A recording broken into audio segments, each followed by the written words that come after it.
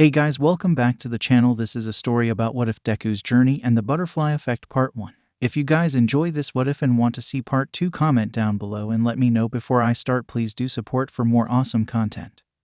And leave a like and don't forget to subscribe to my channel and also share this video with your friends and check out the description in my playlist. So let's start the video. In hindsight, everything first went wrong 6 years ago. Not when Bakugo had gotten kidnapped by the League of Villains a mere 2 days prior. Because All Might had allowed 𝐼 to slip through his fingers even after defeating him at enormous personal cost to himself, the man had had years and years to plan his comeback, years to plot and connive and scheme in secret as he licked his wounds and furthered his deranged human experiments. All the while he and the rest of the world were none the wiser. The villain factory in Naruhodo should have been some kind of clue. And in hindsight, All Might felt incredibly foolish that he hadn't seen 𝐼's hand in the bombers and the Anonymous that had come after, let alone the plasma villain that had appeared at the end of the Nightmare Night, the Naruhodo lockdown, who would go on to be defeated by Koichi Himawari, formerly known as Crawler, now Skycrawler. And All Might was paying for all of his hubris now. The heart of Kamino Ward lay in ruins, countless people endangered if not dead, and the League of Villains apart from 𝐼 had escaped. The only solace to be found was that Bakugo had also given them all the slip, and if he survived this, he would definitely chastise his protege and the others for interfering. Even if they had helped the young man escape in a way he himself could not. No, he would survive this. He had to. All that said, the fighting had been arduous. With so many people still around, All Might couldn't go all out, and 𝐼 knew that. And even after breaking 𝐼's mask, the support item that helped compensate for the mortal injuries he'd just barely recovered from, the symbol of fear had been able to deal a killing stroke all his own. One more powerful than the wound inflicted upon his left side. One more powerful than exposing his frail, emaciated form to the masses. Tamura Shigaraki is Nana Shimura's grandchild. That killing stroke in of itself was devastating, his fighting spirit almost completely evaporating at the revelation. In another time and place, things would have gone as the fates had designed. All Might would have regained the will to fight, even ignorant as to the cheering of the masses around the country, around the world. With the final embers of he would strike down the symbol of fear, give the people a final beacon of hope to rally around before the dark times, after so many generations, would fulfill the purpose for which it had been created, at least before everything came undone once again. But this was neither that time nor place. This was a tangent world, a what if, heralded by a single pebble. And it wasn't a quirk-born rock or a quirk-assisted rock. It was just a rock, thrown the old-fashioned way as mankind's earliest ancestors had done millennia ago. The Stone Age feat of physicality, which was the first stepping stone on the path to global conquest for the human race. Oh, 𝐼 inquired as he turned around, All Might's eyes following the line that 𝐼's scarred over sockets drew across the ruins around them to see yet another victim of the symbol of fear's callous power. There, pinned under debris in moonlight, was an office worker. Unassuming face, unassuming body, unassuming clothes, left arm and most of his body pinned under rubble with blood running down his face, with hair sticky and matted to his skin. The office man's right hand desperately scrambling below him, fingernails chipped and bleeding. The man reared back his arm before letting the rock fly, a pitiful little thing that bounced off of 𝐼's chest. "Hey, Mr. Potato Head," the man shouted from deep within a half-crushed diaphragm. "Since you ain't got no eyes, I should probably let you know. I'm totally flipping you off right now." "Huh." He smirked, the corners of his lips pulling upward and blood-stained teeth showing as he held up his middle finger at the eyeless supervillain. The defiance in his eyes not unlike that of a true hero facing his end. "HM.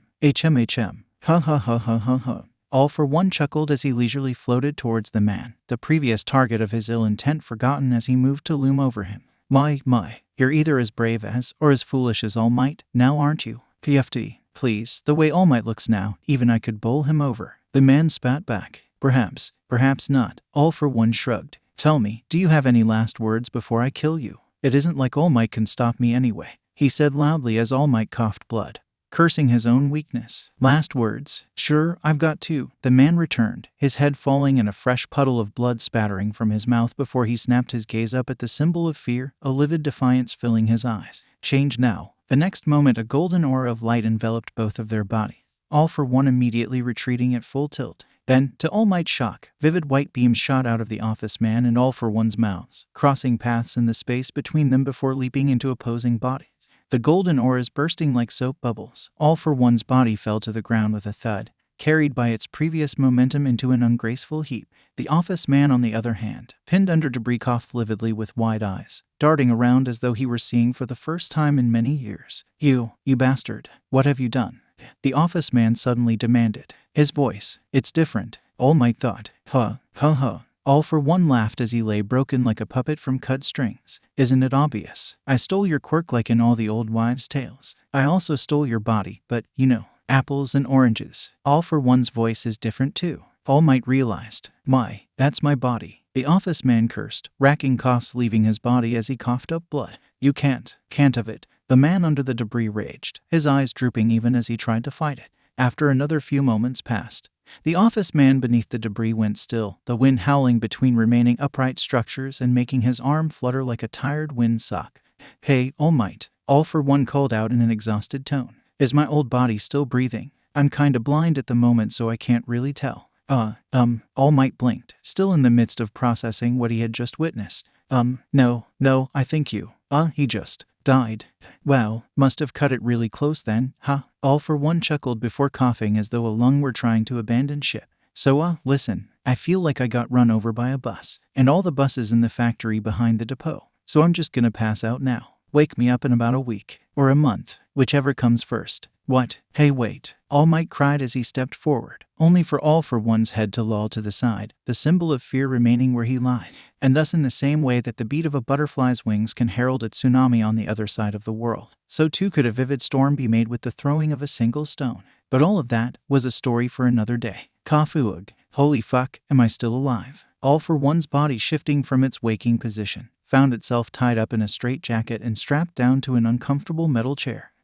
Hello, guy who's blind as fuck over here. The symbol of evil, who had bandied words with one of the Camino Nightmare's victims before getting caught up in his quirk before mysteriously falling lifeless, shouted out through the breathing mask affixed to his face. The sudden movement immediately awakening the guards of Tartarus to his awoken status, triggered the chain of events that had been preset upon his capture, which in of itself had occurred under mysterious circumstances. 𝐶𝐵𝐹𝐽, and you're sure of what you saw? 𝗂𝗵𝗲, otherwise known as True Man, inquired of the man who was walking down Tartarus halls beside him. As sure as I can be with my own eyes, Toshinori Yagi, formerly the #1 hero, the symbol of peace, All Might, replied. He was clad in his Golden Age costume, though it ill fit his now emaciated frame, because the fight in Camino Ward had concluded so early.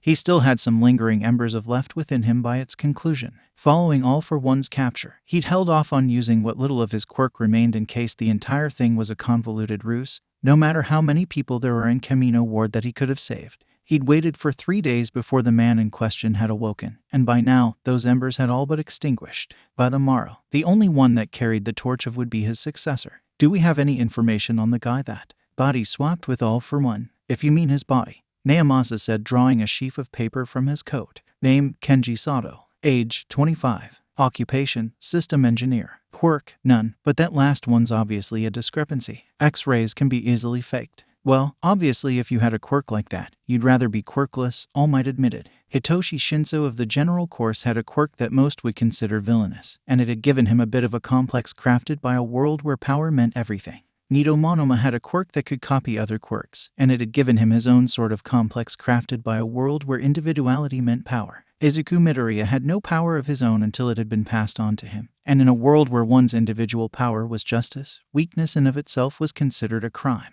With the first of many such sad stories in mind, Toshinori could only begin to imagine what sort of hell Kenji would have had to endure had he advertised what quirk he had, even if he never used it for malicious intent.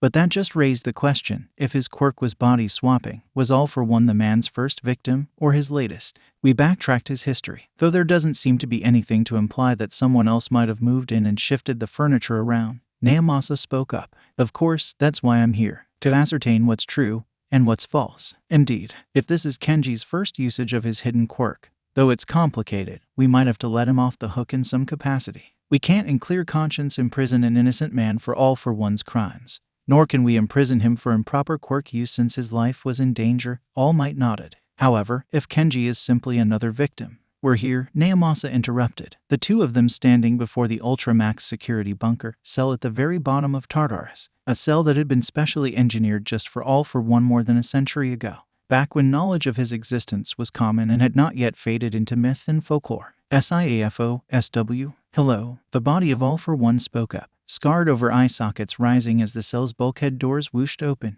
Is someone there? Mr. Sato, this is All Might. The man spoke to the back of his former nemesis. The seat turned in the opposite direction as a precaution to avoid any further body swapping. This modification had been done on the assumption that it was directional, or even line of sight, though would he even be able to jump ship without working eye sockets? Thoughts for another day. 𝗂𝐿mighty, glad to see you're still kicking. My friends call me Kenji, or at least they would if I ever had any, 𝐿 replied bitterly. A tone that the former #1 hero and police detective recognized from many embittered persons their superhuman society created. Though he kept this opinion to himself, back when he had been quirkless and even up until now, it seemed that as soon as the word quirk came up in conversation, everyone in the vicinity became dumber than a herring sandwich. Be that as it may, 𝗚𝐼ghT said, looking over to 𝗵𝗲, the man shaking his head to imply that the man hadn't told a falsehood that would have triggered his quirk.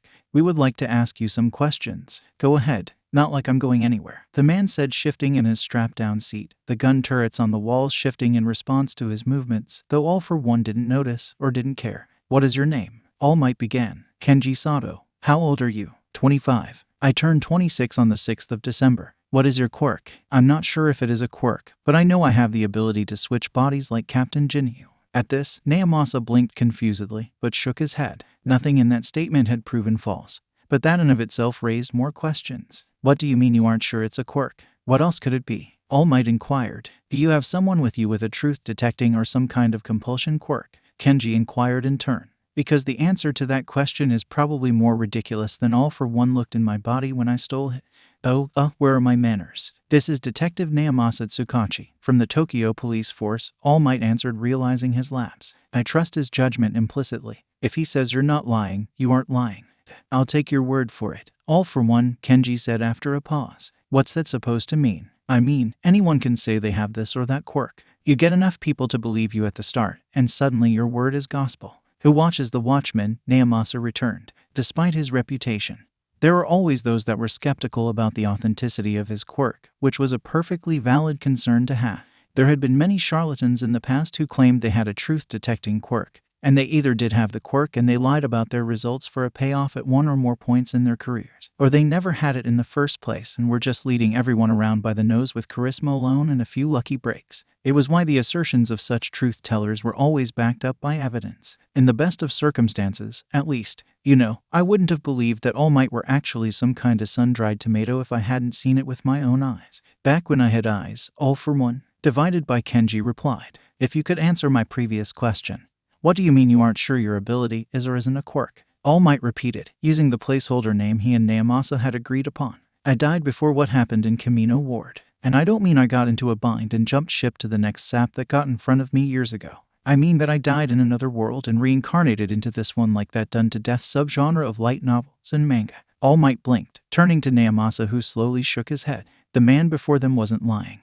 And 𝗵𝗲 looked as utterly stupefied as 𝗚𝐼ghT felt. Are you trying to tell me that your quirk is actually some sort of cheat ability you got from some sort of deity? 𝗚𝐼ghT inquired, having read some of the other world genre before he'd met his mentor. By and large, the isekai subgenre was the go-to for anyone in need of some form of escapism, which was either the quirkless minority, or those with junk quirks that you couldn't use to become a hero, which, unironically, were the ones that most isekai pandered to. A quirkless person getting a power and using their future knowledge to benefit whatever faction they were part of, or someone with a junk quirk becoming the world's strongest. That's how I remember it. 𝗚, Kenji replied. I lived my life in another world, died in some sort of accident, and I met God. For some reason he looked and sounded like Keanu Reeves instead of Morgan Freeman, who I always thought God would have looked like, but that was influenced by Bruce Almighty and then Evan Almighty after that. And this Captain Ginyu person. This world also had Dragon Ball Z back in the late 1980s, so I'm sure you can pull it up on the wiki. SIAFO-SW, since procedure dictated that no one in Tartarus be told anything about the outside world. Ever, both 𝗚𝐼ghT and 𝗵𝗲 stepped out of the room, down the hall past the bulkheads, and went to a wall terminal next to the elevator. After getting in touch with security upstairs and making their request, they learned that there was in fact a manga called Dragon Ball Z back in the 1980s, about 2 decades before the first quirk manifested, and more than 2 centuries back at present. A further inquiry into the name Captain Ginyu told the story. Captain Ginyu's signature technique did exactly as what had happened between Kenji and 𝗚, down to the light show and mouth-leaping lasers. This of course raised more questions than it solved for, so they returned to 𝗚's cell and resumed their questioning. SIAFO-SW, I'm sure you can understand how ludicrous this all sounds, 𝗚𝐼ghT returned. not relaying that according to 𝗵𝗲𝗂, Kenji was telling the truth. Why would it be ludicrous? This world is exactly the sort of place someone would reincarnate into. What do you mean? 𝗵𝗲𝗂 asked. When I grew up again in this world, I quickly learned that this world had the holy trinity of marginalized people commonly found in the Isekai subgenre. The man bound before them replied. You have the people who didn't get some kind of magical power in a world where the majority had magical powers and everyone based their self-worth on it. You have the non-humans in a world where physical appearances mean everything no matter who says otherwise. And then you have the people with the evil powers that get you ostracized before they've even done anything. The only difference is quirks are a product of science and not magic. Or at the very least that you can quantify them using science and no one knows they actually are magic, if they actually are. And could you explain why you chose Captain Ginryu's signature ability? All Might inquired, wearily. I didn't choose. It was by chance, the man before them replied. When God offered to send me to another world, he offered me a quote-unquote cheat ability at random. First I drew lots from a box concerning where my cheat ability would come from. The lot came out as Dragon Ball Z by Akira Toriyama. After that I drew names, and I got Captain Ginryu. After that, I had a choice to make. I could either forfeit all of my memories but keep the knowledge I possessed about this world beforehand in the form of foresight, or I could forfeit all of my meta-knowledge of the world I was reincarnating into and keep my original memories. What do you mean meta-knowledge of this world? All Might demanded. As I just explained, I had to make a choice, since giving up my memories would be little different from actually dying. Like in Black Summoner, I chose to hold on to those memories in exchange for everything I might have known about this place. That means I don't know what the media this world is based on would have been called back in my world. Whether it was a manga, a light novel, a video game, a tabletop game, or all of the above, let alone the course of past or future events. All Might turned to 𝗵𝗲𝗂, the man shaking his head. No lies, though by the way he was alternating between rubbing his forehead, his temples, and the bridge of his nose. This whole thing was giving him a migraine for a reason other than his quirk. If you hadn't made that comparison about marginalized people in the Isekai subgenre, I wouldn't have believed any of this. Can't your friend tell if I'm lying? He can, but that either means you aren't lying, or you just think you aren't lying. Like memory alteration. As such, All Might replied. We'll have to screen you through multiple parties and corroborate their findings, of course, but we obviously can't leave you here if you aren't all for one. Oh, so you aren't just going to bury this? Tell the noble lie that you defeated the supervillain from all the old wives' tales. No, I would never allow it. All Might demanded as he shot up from his seat. An innocent man should never be made to pay for a crime he didn't commit, no matter the circumstances, apart from lying about having a meta ability.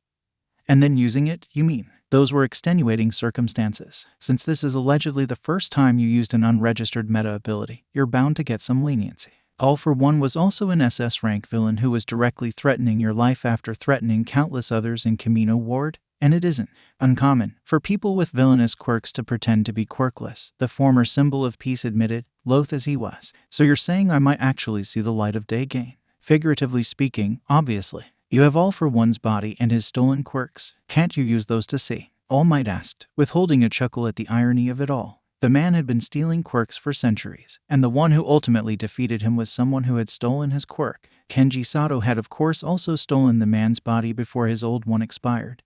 But that was semantics. And how would I know how to use these quirks? I only ever had the one ability, and it was a fire and forget. Captain Ginryu might have had Goku's body for a time on Namek, but he couldn't use the man's techniques and his power level fell because it wasn't his body. That's a perfectly valid explanation. All Might hummed, remembering that what had made All for One so terrifying was his longevity, and all the time he'd invested into learning how to use quirks of all kinds. In most cases, it took a person's entire lifetime to master only one quirk. But part of what made so terrifying was that the user could stockpile many quirks, and as William Shakespeare once said, a jack of all trades is a master of none, but oftentimes better than a master of one. Kenji Sato was only in his mid-20s, if you excluded the life he had before reincarnating, and he hadn't had any other ability apart from.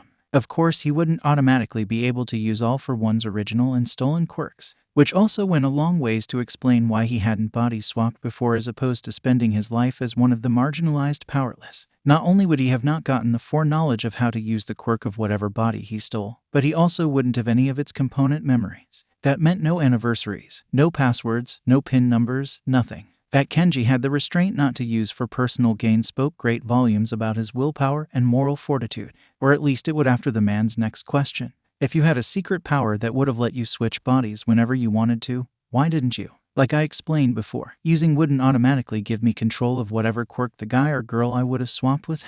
Not only that, but if their friends were observant enough and the person I had swapped with managed to get away in my body and let it get around that someone used a body-swapping quirk on them, as crazy as that would have sounded, any idiot could have put 2 and 2 together. And on top of all that, I didn't body swap with anyone because it would have been wrong. If I'd kept any sort of foreknowledge about this world but gave up my original memories, there's no telling how much damage the new guy would have caused in my stead. That's why I chose to keep my original memories, but gave up anything I might have known about this place, if I even knew anything about this place to begin with. Had to be me. Someone else might have gotten it wrong. Who said that? All Might asked, recognizing it as a quotation instead of a declaration. 𝗲𝗏, an alien who said that before giving his life for a cause he believed in. Oh, what genre? He asked, finding the perspective of someone who might have reincarnated quite interesting. Outside of his teaching, he might have to brush up on old hobbies again. It wasn't like there would be any shortage of free time outside his work, now that his time as a hero had ended. A sci-fi game that played like a space opera. Neat, All Might hummed, realizing once again that the man before him was nothing like All for One. Nothing in his countenance or his expression. He truly felt that this wasn't All for One, but instead one of the man's final victims who had played the symbol of evil for a complete sucker. Do you resent me for what I did? The man before him asked, beating the bad guy when you couldn't. All Might was tempted to say he had beaten All for One before, but swiftly realized how foolish that would have sounded given All for One hadn't stayed dead. Technically speaking, that final battle had only counted as a win purely within his own conscience. In reality, it had been a draw, though some would argue that because All for One had been able to slink away, lick his wounds, and try again, that it had ultimately been a loss for the so-called symbol of peace. Whether it was me or someone else who bested him, either way I would have won. In principle, at least, All Might replied. There's another quote I'm really fond of. All for One, Kenji stated, when there is evil in this world that justice cannot defeat, would you taint your hands with evil to defeat evil? Or would you remain steadfast and righteous even if it means surrendering to evil? All Might felt this hit close to home.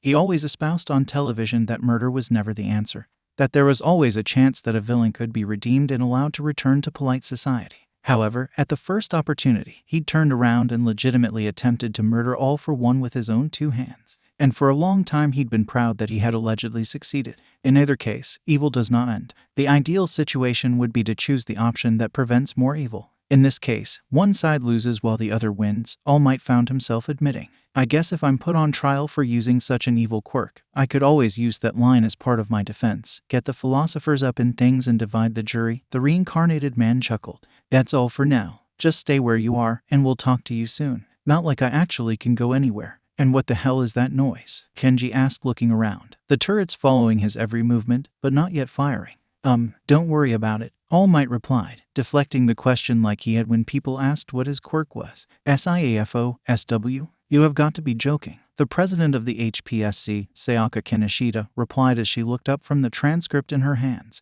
Everything he said was the truth. Or at least he thought it was. 𝗵𝗲 𝗧𝗵𝗲 returned, All Might at his side. It was the only reason the police detective agreed to disclose his findings like this. That line about the 3 marginalized peoples. It kinda rings true. 𝐒𝐩𝐽 𝐻𝗵𝗲, current number 3 and soon to be number 2 hero, Hawks, admitted as he scratched at his cheek. And if we take his word as gospel, let's not get into the meta-commentary and just focus on what's in front of us. The Madam President cut in. Detective 𝗧𝗵𝗲, can your quirk detect if someone's memories have been doctored? No, and that's a common enough trick that even a civilian would know about it beforehand. The man said, shaking his head. We'd need a mind reader of some kind, and myself in attendance as well so I can ascertain the veracity of their commentary. You think someone would lie about their findings? It's always been a concern whenever someone with any sort of mind-delving quirk is involved, as opposed to tangible evidence, 𝗵𝗲 stated. Like I learned at the academy, people lie, stuff doesn't. And it isn't like we can find any physical evidence, Hawks replied. When this Kenji guy body swapped with All for One, his original body died from blood loss moments later and took All for One with it. It was only because he was in shock that he was able to make the switch at all. He was not in good shape when the rubble came off. All Might remembered as such. He had stayed on hand in the event that All for One had been playing possum and the whole thing was some kind of ruse. A legitimate concern, given All for One had literally suckered him all those years ago with the same act. After the body of All for One had been carted away in the highest level of Iron Maiden, completely inert, it was determined conclusively that the body of Kenji Sato was clinically brain-dead with all vital functions ceased, and no way of them restarting. Not with half the bones in his body crushed like gravel and his entrails spilled out like a busted toothpaste tube. So say we get a mind reader down to his cell and we ascertain that this actually is a desk drone that body swapped with the most powerful villain in the history of the world. What's our next play? the Madam President inquired. All Might may not have been the #1 hero anymore, or even a hero period, but the man's decades of experience and all the good he did couldn't be denied. Or at the very least, she wouldn't be the first person to brush his counsel off. That would be political suicide. Of course, once that first domino had fallen, All Might's influence would rapidly evaporate. This could very well be the last thing he could do to influence policy outside of being a schoolteacher. Ideally, we'd release him from Tartarus so we don't simply create another All for One out of spite, All Might began. He'd need constant care and attention afterward since not only will he be functionally invalid until he learns to use All for One's stolen quirks, but the League of Villains may also try to get him back, even if they can't get him to cooperate with their aims. They might not be above turning All for One's body into a 𝗵𝗲 and simply mechanizing the process of stealing and transferring quirks. Also, if we can get Mr. 𝗧𝗏 to cooperate, this could be a tremendous boon, Hawks added. The most recent quirk that All for One stole was 𝗬𝗏𝗪𝗪, an extremely powerful meta ability that would have allowed him to keep track of countless people, even all the way down in Tartarus. If it were still All for One behind the wheel, there isn't anything we could give him to make him give it back, and no one with a quirk-activating quirk would want to get close enough to try. But say we do ask Mr. 𝗧𝗏 to give back Ms. 𝗪𝗪𝗪. What about all the other stolen quirks in his body? The Madam President inquired. In all likelihood, the other people whose quirks he's stolen are all dead. If he left a trail of quirkless people in his wake starting years ago, I'd have realized right away that All for One was still alive, All Might answered somberly. People disappear all the time, but people don't magically become quirkless anymore. Not since quirk evaporation syndrome vanished from the face of the earth. Well, apart from you, but those are extenuating circumstances, the Madam President replied as she turned her eyes to All Might's emaciated form. So then we're in agreement. We ascertain if this really isn't All for One playing another of his head games. And then we take Mr. 𝗧𝗏 into our protective custody? Hawk stated. Actually, I would like his protective custody to be served by 𝐒𝐻𝐢. All Might spoke up, causing everyone's eyes to go wide. Obviously, having someone with All for One's quirk in such close proximity to the next generation of heroes is far from ideal, but I feel like it's my responsibility to look after him. Mr. 𝗧𝗏 only got into the position he was in because years ago, I let All for One slip through the net. If I'd been a bit more paranoid, a bit more attentive, All for One's comrades wouldn't have been able to spirit away his body at the first opportunity. Sure, Mr. 𝗧𝗏 would have still been functionally quirkless, but at least he'd have been in his original body, instead of a beat-up cadaver that can't even see anymore outside of using stolen quirks. And what does Principal 𝗬𝗧 think of this, and the other 𝐒𝐲𝐢 staff? The Madam President inquired. We're hoping that Mr. 𝗧𝗏, if this really is who he is, giving Tomoko her quirk back could garner some measure of goodwill, 𝗬𝗏𝗧 stated. I certainly know that she would appreciate having her quirk back. As she is now, she'll either have to retire from being a hero and become a first responder, or simply retire altogether and live off her pension, if not get a soul-sucking job and become a desk drone. Unironically, before we try to set anything in stone, let's see if this really is a reincarnator with a cheat ability, the Madam President replied, her face showing how ridiculous she felt saying as such aloud. And for God's sake, don't let it get around that this is what's going on. The easiest explanation is that Mr. 𝗧𝗏 had a body-swapping quirk he had the moral fortitude never to use for personal gain. That's all anyone ever needs to know about this. Understood. I'm swearing us all to secrecy on this. The transcripts of your interrogation will be classified to the highest degree imaginable, and none of us will ever speak of what we discussed in this room to anyone ever again. There were unanimous nods from all around. If you started going down the rabbit hole, you'd never stop. When the news broke about a formerly thought to be quirkless office drone at a gray company using the quirk he did have to steal the body of the villain that pushed All Might to his limit broke headlines. Reactions were massively mixed. Those reactions were only exacerbated when it got out that Kenji 𝗧𝗏, with the body and quirk of an SS rank villain, was being released back into the public, albeit under protective custody and intense scrutiny. And it would only be all the harder for 𝐒𝐲𝐢 to convince the parents of its hero course students to allow them to continue attending 𝐒𝐲𝐢 once word somehow leaked that Kenji 𝗧𝗏's protective custody would be carried out on 𝐒𝐲𝐢 ground, which even now was being fortified up to a wartime status. Some people saw it fitting that All Might, former hero or not, would be there to oversee the body of his nemesis. But others, panicking as they realized that All Might wasn't around anymore to keep the villains in check, began to call out for blood. What did it matter if one innocent man had to die, just so they could all feel safe in their delusions that nothing would ever change? Of course, Kenji 𝗧𝗏 was kept largely in the dark about this, not out of any sort of malice nor the fact that Tartarus was an absolute information dead zone, but because in his current state he could do little to defend himself. Such was why Hawks was helping transfer the former office worker from his temporary place of incarceration to 𝐒𝐲𝐢. flying over one of the decoy trucks while Kenji himself hid in one of the patrol cars at the front of the convoy, because he had used his own evil to snuff out an even greater evil. What awaited him in all likelihood was an early, comfortable retirement in one of the safest places in Japan, barring certain isolated incidents. And it wasn't like he could continue to be a computer programmer when he couldn't see a keyboard, let alone what was on the screen. All for One may have been able to see when he fought All Might, but that had been after years of practicing with what most would consider junk quirks. If society continued to deteriorate, Kenji might not have that sort of time. SIAFO, all the parents are probably having cows right now, Shota Aizawa, the Erasure hero, Eraserhead said as he watched the police convoy make the final leg of their journey from his perch on Yui's rooftop corner. By some miracle, neither the True nor any of the decoy convoys had been attacked by the League of Villains, a credit to the haste at which the operation had been carried out. The tightest of lids had been placed during the planning stage, and that nothing had occurred meant that the few top 10 heroes that had been able to participate in this game of 3-card Monty would receive pay purely for attending. Perhaps so, Principal Nezu, otherwise known as the Murder Mouse, replied, though I'm hoping that the parents will recognize how Mr. Sato was in an untenable position. Damned if he did, damned if he didn't.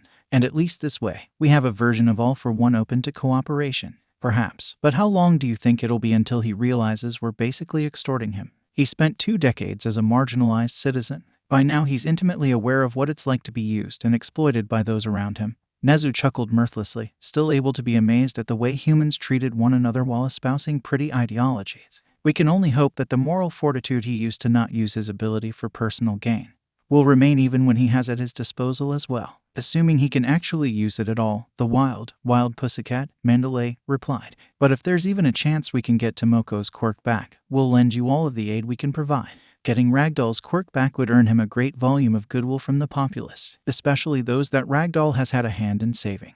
Nezu hummed contemplatively, plans within contingencies swirling through his mind. And I am curious what someone who used to be on the bottom but is now at the top of the world is like, now that he has what is arguably the strongest quirk, assuming the League of Villains doesn't mount a massive counteroffensive to get him back, Aizawa hummed, remembering how easily the League had been able to mount their kidnapping of Katsuki Bakugo, and their near success of absconding with 𝗵𝐺 Takoyami. True, they'd narrowed down the list of possible suspects as to who the Yui traitor was, but that vetting had only served to paint an uglier picture. One made all the more vivid by Kenji Sato's commentary as a person who had been indiscriminately marginalized for 2 decades once he failed to manifest a quirk. Between the quirkless, the mutants, and the vilified, All for One had dealer's choice on minions to pick from as infiltrators. At the very start of the paranormal age, he would take the power from those who didn't want and give it to those that did want, getting 2 faithful servants for the price of 1. But now that the power of was in the hands of someone with the moral fortitude to not use a quirk so powerful as on anyone but the strongest of all villains, that paradigm threatened to upend itself completely. Whether society could survive that upheaval, on top of the fall of the symbol of peace, had yet to be seen. SIAFO, perimeter clear, the SWAT team commander announced once the convoy of vehicles had entered Yui's some garage for its vehicle fleet, the exterior doors closing behind them. Police and heroes slowly filing out of the decoy trucks, at the heads and rears of their respective convoys. The trunks of patrol cars were open since none of the drivers were aware of just who was carrying the proverbial lady. Eventually, the trunk for one of the cars in Hawk's convoy came open, revealing Kenji Sato laying on his side on a futon, head laid down on a fat pillow and clutching at a rebreather that he held to his face. "All right, we're here," one of the police officers, quirkless because no one with a meta ability wanted to approach him, said, offering a helping hand. "NGH, thanks," Kenji replied as he blindly fumbled about for that helping hand. A minute later, he flopped somewhat gracelessly to the ground as a motorized wheelchair was brought over, and there to meet him, drawing salutes and straightened backs, was All Might, emaciated but proud in his yellow pinstripe suit. "Mr. Sato, Kenji, how was your trip?" "A little bumpy, but the League didn't get me, so it was a fair trade-off." The man who had stolen All for One's body and turned society on his head shrugged, taking a shuddering breath through his mask. "You'll excuse me if I don't get up to shake your hand. Or ever again for that matter." Well, that's to be expected. I did do quite a bit of damage to All for One before you pulled the rug out from under him, and his body besides." All Might chuckled humorously. "Come on, let's get you to your new apartment," he said, moving to take hold of the handles and guiding him along. 𝗵𝗲 really got to flex his minor in architecture while making it.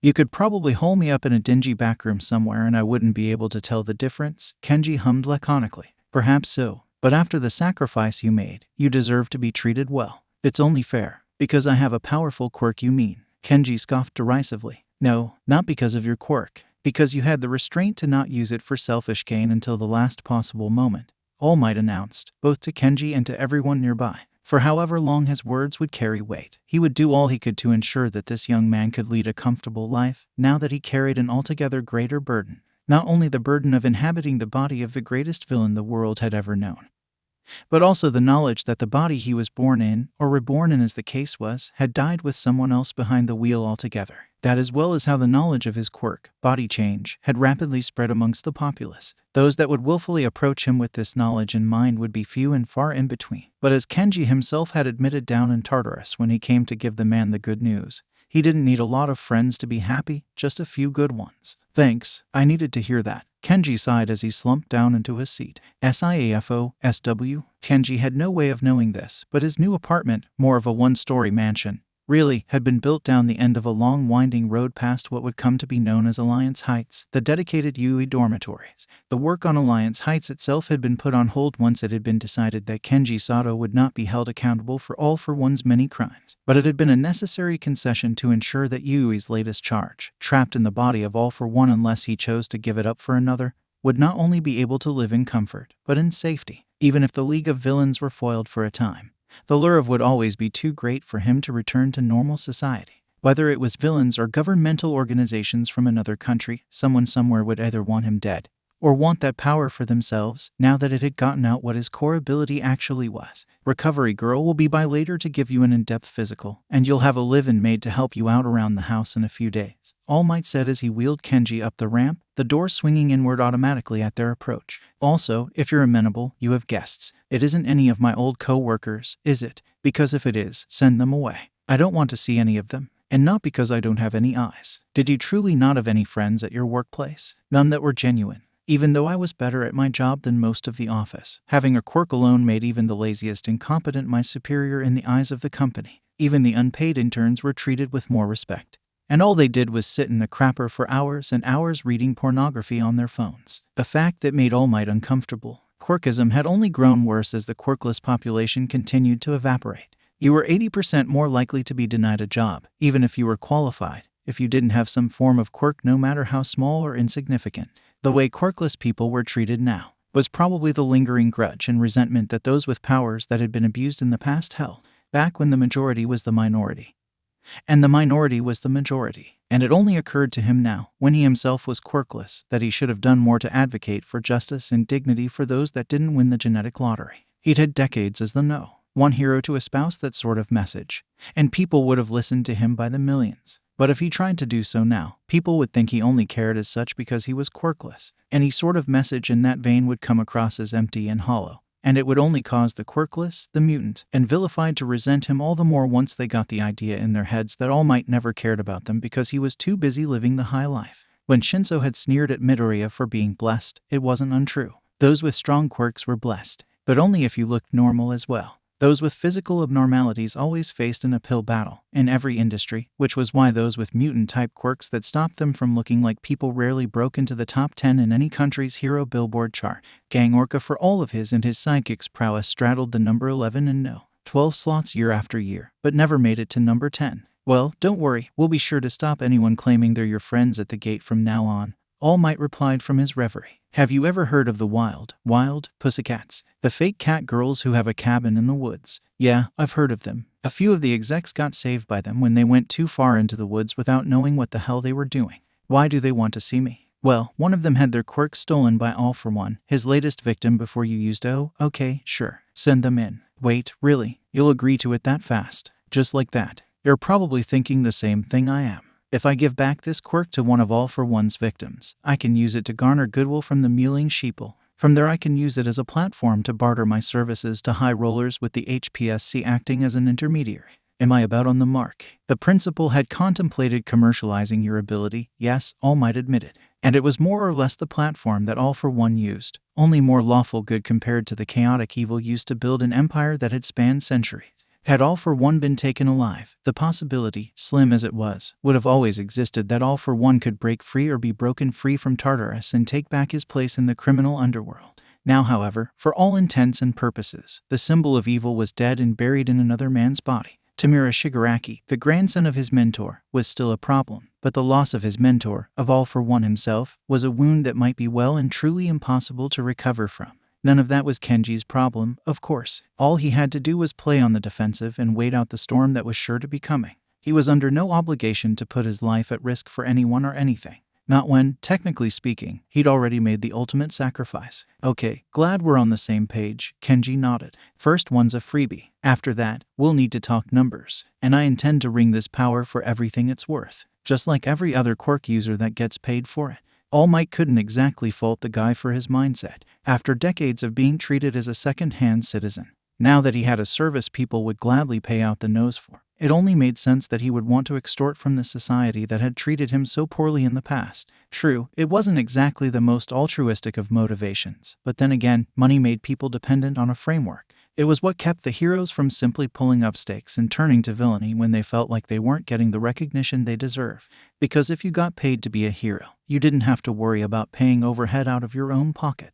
And if society as a whole collapsed, it didn't matter how much money you amassed if there was no one in a position to manufacture the goods and services to spend it on. Money was only paper if it wasn't being spent. Well, technically it was closer to cloth than paper, but that was beside the point. 𝗂𝗵𝗲, are you sure you can do this? Shino Sasaki, the wild Pussycat, Mandalay asked as they approached the quarantine zone toward the heart of Yui's wilderness property. Allegedly, the region was surrounded with traps, countermeasures, and camouflage drones. And the only reason they hadn't built the man's new home underground itself was that he wasn't a prisoner, but a guest. If the man were treated like a villain even though he'd been formally absolved of his crimes and those of the body he now inhabited, it would only promote more enmity. And at least this way, if the villains tried something, they too would be out in the open, instead of underground with a very expensive campus over their heads. Just one of the many reasons villains made their lairs underground. If I want my quirk back, I have to, Tomoko Shiritoko, the wild Pussycat, Ragdoll replied. It isn't all for one, it's someone else. It isn't all for one, it's someone else. It isn't all for one, she chanted as she laced trembling hands. Hey, don't worry about it. If this Kenji guy tries anything funny, I'll claw his eyes out. Ryuko Tsuchikawa, the wild Pussycat, Pixie Bob grinned maliciously. Kenji doesn't have eyes. Not anymore. Yawara Chatara, the wild Pussycat, Tiger replied. Fine, I'll claw his face off. All Might beat you to it. Could we please not talk about beating up an invalid? Shino pleaded patiently. Happy Koda was being babysat by Recovery Girl so they wouldn't set a bad example for her nephew. All Might and the HPSC already screened him with a half-dozen accredited experts. This isn't all for one yanking our chains. This is actually someone with a body-swapping quirk who had the decency not to use it on anyone that didn't deserve it. Mr. Sato has a heart as strong as steel if he could endure being quirkless for so long, Tiger added. He himself having witnessed the way the quirkless were treated all his life when it had been more common than today. And unless you want to spend the rest of your life like that, you need to confront this. There are still people in Kamino Ward who need our help. I know, Tomoko sighed, getting her jitters under control as they cleared the forest. Finding themselves in a large open space with a perimeter fence, armed with equivalent defenses to the Yui barrier at the edge of campus, the gate letting them through thanks to their visitors' passes, they came upon a rather nice-looking one-story house that was almost a mansion with marble pillars, two-toned brickwork, and slanted roofs in a Western style. Where men fear to tread, Mandalay nodded as they approached the front door. 𝗂𝗵𝗲, when Ragdoll steeled herself to face all for one.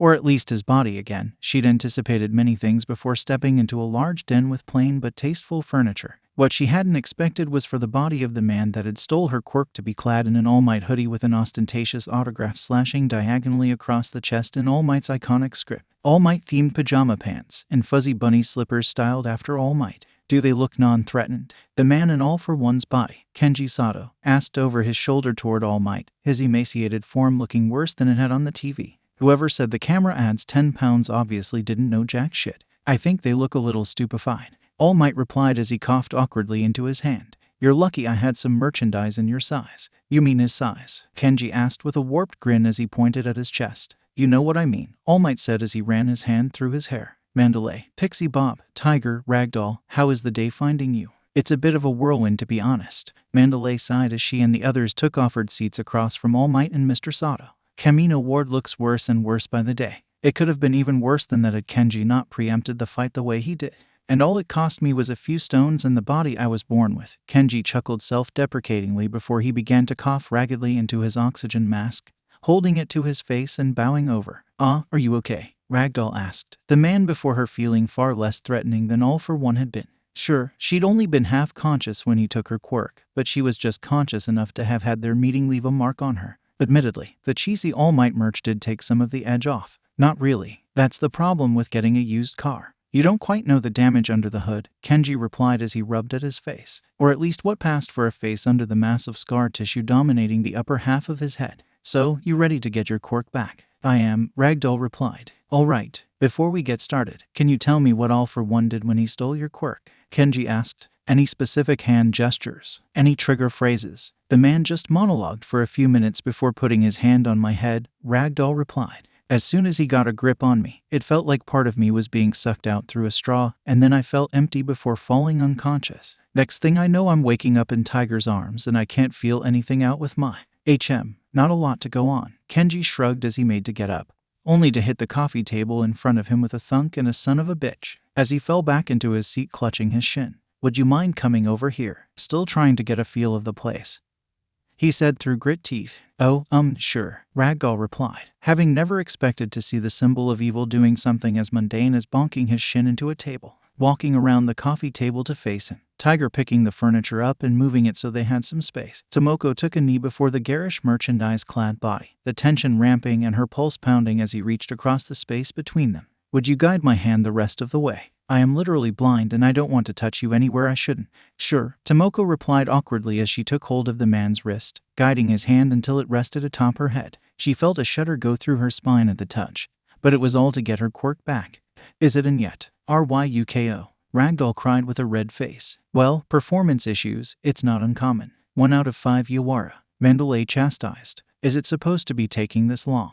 All Might asked. "Hey, news flash, I've only had this body for a couple days. It didn't exactly come with a cheat sheet under the doormat. If you need a few days to pull yourself together, I can wait," Ragdoll sighed. "No, we're not going anywhere until this quirk is back where it belongs," Kenji asserted in a tone closer to 𝗓𝗏's, causing the wild Pussycats, especially Ragdoll, to jump in their skin. "I heard it all from All Might. You're probably the only victim of his that's still alive. I at least owe it to all his other victims to give someone their quirk back. And it might as well be a nice girl like you." "Awa, that's so sweet." In a creepy kinda way, Pixie Bob hummed.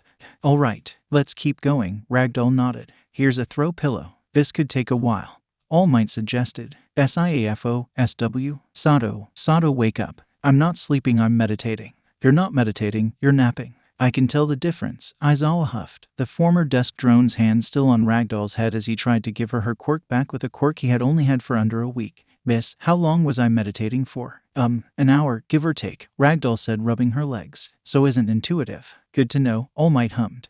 "I think the problem is me," Kenji realized. "I'm not 𝗓𝗏, or the symbol of evil. I'm me, and no one else. I don't mindlessly dominate, so I shouldn't act like some mustache-twirling dominator," he said as he got to his feet and discarded his oxygen mask, taking a shaky breath with his own lungs. "Come on, up and at him. I want to try something different." "All right," she said, getting to her feet, Tiger holding her up when her legs almost buckled after falling asleep. Kenji, for his part, patted Ragdoll's face, getting a feel for where she was standing in front of him before he placed his right hand on her shoulder, pressing his thumb to her sternum above her heart, his left fingers ghosting along her jaw and next to her ear, his left thumb pressed to the center of her forehead, letting out a ragged cough when he tried to inhale through a nose he no longer had. He took a deep breath through his teeth before letting out a long exhale, Ragdoll's eyes shutting.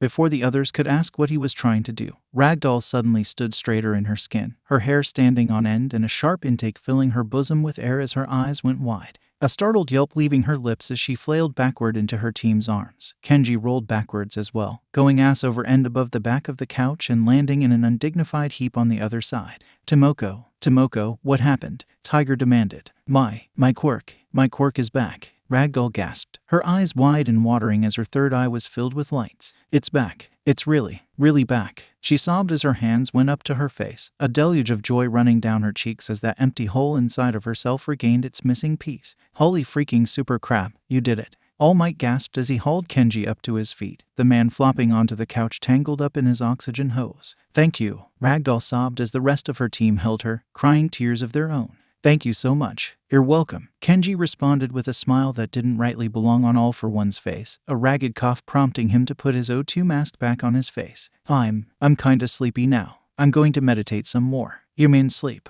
Aizawa asked. Tomato, potato. Don't you mean tomato, tomato? All Might asked. Who the fuck says tomato? Kenji asked as he went over to the direction of the bedroom, only to bang his shin on the coffee table that Tiger had moved with a thunk. Son of a bitch. Yep, that definitely is not all for one. Pixie Bob hummed as she watched the man roll over the coffee table like a slapstick routine before clutching at his shin. SIAFO-SW. By the following morning, as the wild Pussycats made an appearance at the ruined Kamino ward to help with search and rescue, word had already begun to spread that Kenji Sato and All for One's body had been able to return the most recently stolen quirk, Search, to Ragdoll. Some people had still been unwilling to believe that All for One, the supervillain from all the old wives' tales, was real, but as word began to spread, the public found a certain perverse irony in the fact that the man who stole the quirks of others had his own quirk and body stolen by a desk drone. And it was doubly funny when a picture of him leaked. The man decked out in All Might pajamas with a giant autograph slashing across the chest, half asleep with an All Might themed toothbrush in his mouth,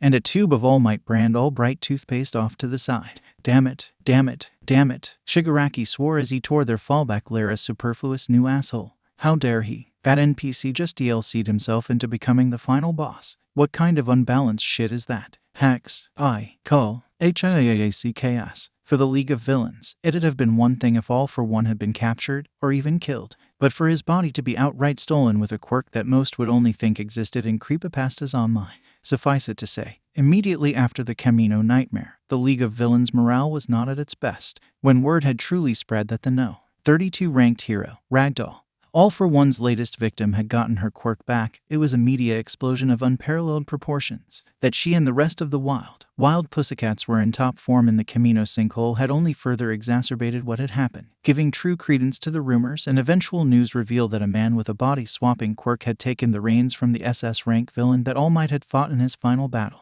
At the ultimate cost of this act was the death of his own birth body, was reserved largely for fluff pieces and philosophical debates among experts and people who called themselves experts. As a result of such, news outlets from across the country once more found themselves camping outside the Yui barrier to get a glimpse or a quote or anything from Kenji Sato. Though of course, they were forced to keep a more respectable distance than they had prior to the USJ incident, because now the school sported turret-mounted perimeter defenses. One ambitious reporter, though they were just a front, and attempted to climb the fence, only to get electrocuted and then punted off the wall with a manipulator arm equipped with a tasteful boot on the end. Suffice it to say, the press would not be getting onto Yui grounds again quite that easily. When Yui staff said that the new boarding school would be sufficiently defended, they meant it. What Yui staff would not say is that some of the perimeter defenses mistook the principal for run-of-the-mill vermin and zapped him when he got too close to the perimeter defenses on one of his morning walks. For the chimeric principal, it was always an uphill battle being treated as an equal among humans, and the fewer known incidents that dehumanized him, the better. SIAFO-SW, Principal Nezu, you wanted to see me? All Might asked as he stepped into the principal's office. Ah, yes, I wanted to introduce the new live-in maid who applied for the position, Nezu stated, gesturing with his paw to the woman who had been sitting across from him. The applicant in question hastily bowing. All Might took note of the fact that she was a young woman, maybe in her mid-20s, with brown eyes and shoulder-length hair of the same color. She was pretty for certain, pretty enough she could have starred in tasteful magazines.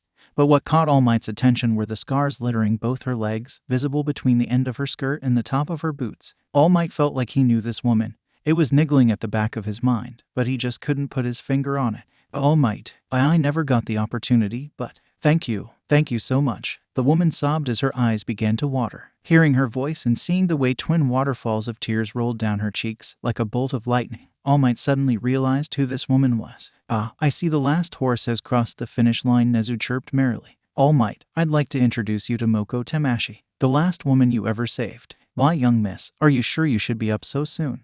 The former #1 hero panicked, coughing up blood in the process. Dee, don't worry about it. Recovery girl helped me get back on my feet once Tiger and the others rescued me, the woman said, waving her hands frantically in front of her. Nezu, what is this about a live-in maid? All Might blinked. There's actually quite a fascinating story about that, Nezu chuckled. This Tamashi, if you'd be so inclined to explain. Once you're done, All Might will escort you to your new place of residence. Oh, of course, sir, the woman replied with a hasty bow before walking over to the sofas in the middle of the room. She moved in to help All Might down into his seat, but the man waved her off. He wasn't that decrepit quite yet. So, what made you want to apply for the position? All Might inquired as his thoughts raced. while Kenji's on-call caretaker was one of Recovery Girl's former students, who specialized in physical rehabilitation and long-term care of those who suffered grievous injuries. The position of live-in maid to keep the place clean or just generally help him around the house was one that had yet to be filled. For obvious reason, intensive screening had to be done to make sure the villains didn't play them for a bunch of suckers again by slipping someone unscrupulous onto Yui grounds. So 𝗧𝗵𝗲 must have chosen this woman, after such a short amount of time, for a very good reason.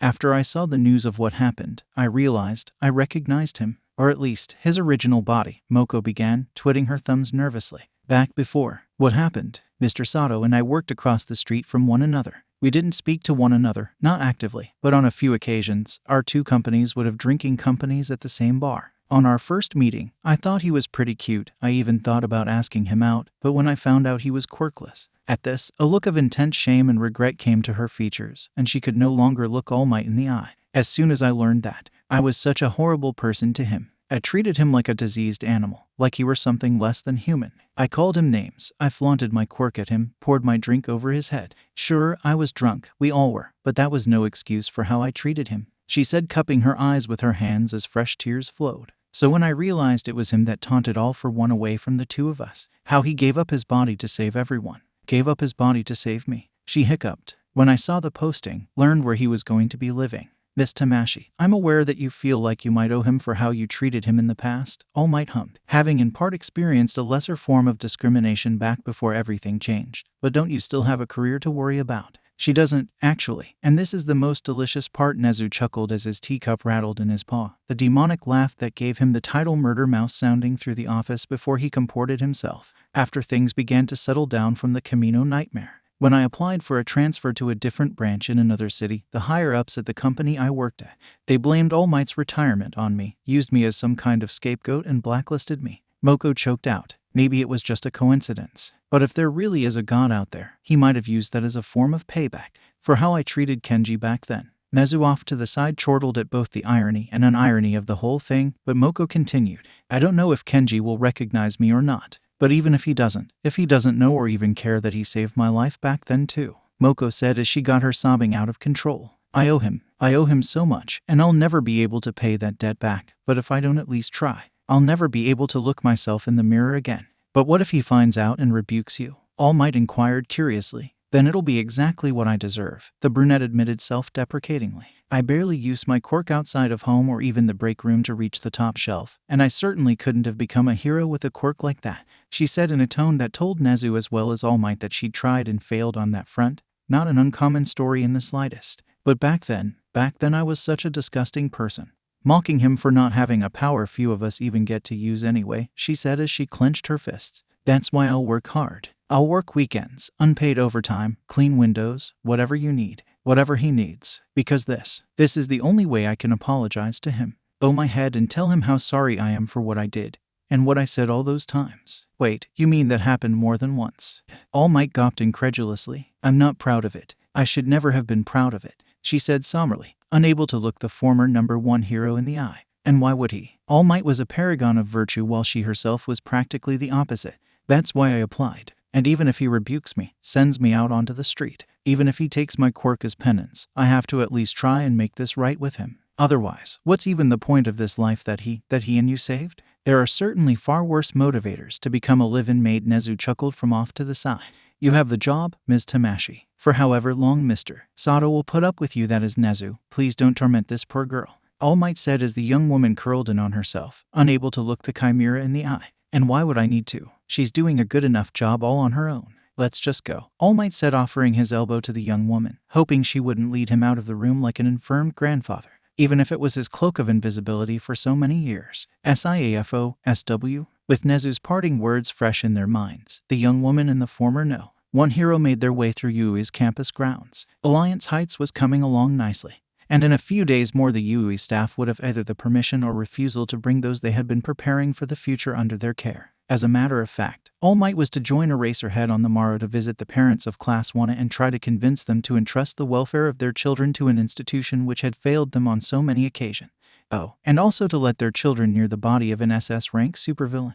But the entire point of the transparency surrounding Kenji Sato and his quirk was to get the point across that it wasn't all for one being given some kind of pardon. All Might, Moko said as Kenji Sato's residence became visible off in the distance. If Mr. Sato doesn't recognize me right away, I won't say a word. That's a hurdle that only you and you alone can overcome, All Might replied somberly, wondering if all of this lining up was part of the universe's sick sense of humor, like Tamura Shigaraki being Nana Shimura's grandson. Thank you. I'm sorry you had to waste your power on such a despicable person like me, she said, still unable to meet him in the eye. Every life is worth saving, All Might said in answer, and every person is capable of change. If they weren't, there wouldn't be much point in doing what we do. Moko could only nod her head at this. If Kenji Sato hadn't had that body-swapping quirk he'd kept to himself, if he really had died back then, she'd have never been able to apologize to him. But Kenji Sato was still alive, so even if he didn't accept her apology, even if he chose to cast her out, quirk or no quirk, she'd at the least still be able to apologize for what she had done.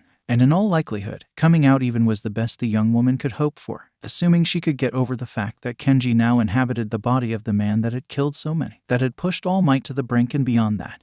There was no way he'd reciprocate even if she attempted to form a romantic interest in him. Because at the end of her day, the first impression she made with him was that she was a quirkist bitch, and any attempt at anything more than an apology would simply be seen as her sucking up to him only because he had a strong quirk. A part of her truly regretted the way she'd treated him, and in the back of her mind, she idly wondered what sort of turn her life would have taken had she not let the quirk he didn't have influence his value in her eyes. Would they have gotten married, given her parents the grandbabies they always pestered her about? Would she have even been in Kamino Ward at all when the nightmare happened? Of course, there was no way she could truly take back the things she'd said, the things she'd done. And even if he did accept her apology, if he might have hypothetically accepted her into his life if she chose to court him, she didn't deserve it. Making his life just a little bit easier, that was the most she could do for him until she gathered up the courage to say she was sorry. SIAFO, stepping up to the impressive-looking quasi mansion and ringing the doorbell. A visitor is here. Ugh, why? All Might groaned as that embarrassing tone sounded.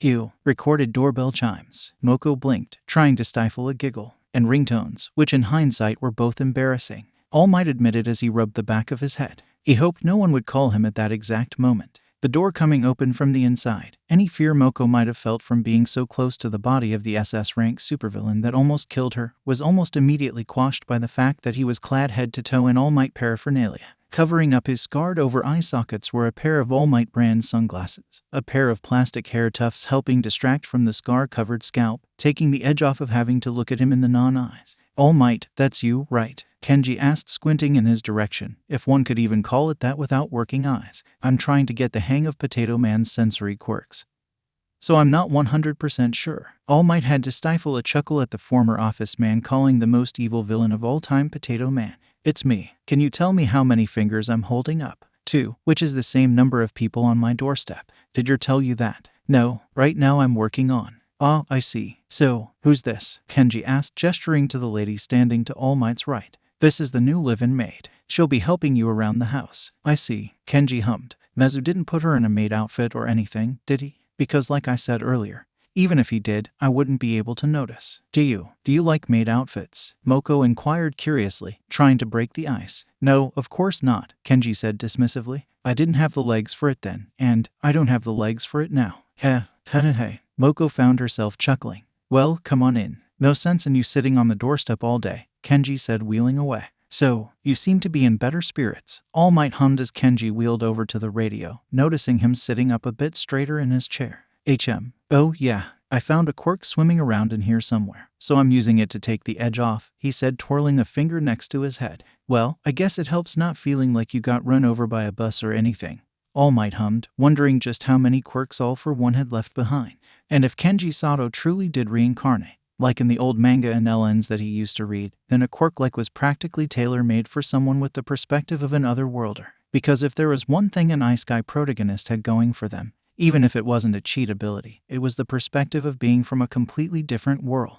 And oftentimes it was that same perspective that let a man go from commonplace to the world's strongest. Not that anyone outside himself, 𝗂𝗵𝗲, Hawks, the Madam President, and their hand-picked mind sniffers knew as such. The measures of transparency they'd operated under had done a remarkable job of convincing the public that Kenji Sato's quirk was, and that he'd had enough attachment to his own body that he'd refuse to use it in anything other than a life-or-death scenario. Mr. Sato, Moko spoke up, reaching out to touch him only to draw her hand back.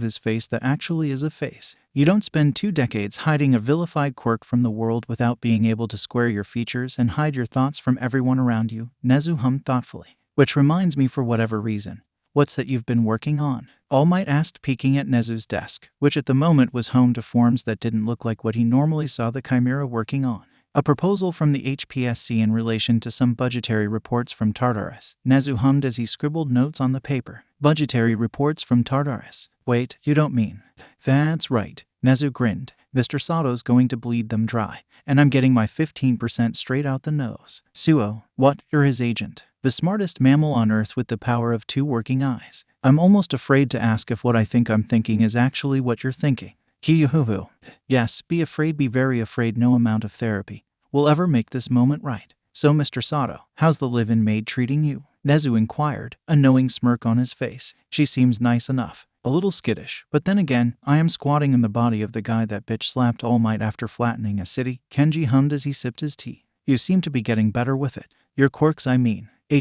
Yeah, it took a little doing, but I'm getting used to using and to get around. It's not all that different from Daredevil's ability, so I could wrap my head around it sooner rather than later. Not to mention, I don't have much else going for me. If the League of Villains intend to come for me, I intend to make them fight for every inch, but I can only do that once I make this body into something usable. Unlike the other guy, I can afford to be a bit more direct. Indeed, 𝗂𝗂 hummed, growing contemplative. We made a training ground behind your house for that very reason.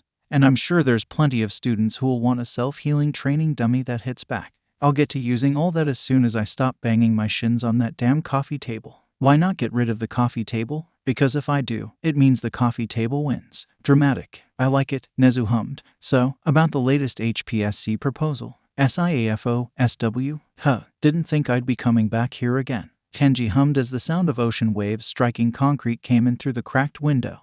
We are heading for Tartarus, right? We are. Hawks nodded as the motorcade took the only drivable route between the mainland and Tartarus. How do you think the League of Villains will react? Oh, they'll probably be pissed 6 ways to Sunday. Kenji chuckled ominously. How do I look? Completely ridiculous, Hawks said of the All Might-themed business suit the man next to him was wearing. Good. Then that means it's working. 𝗧𝗵𝗲 𝗧. The counter quirk maximum security special prison.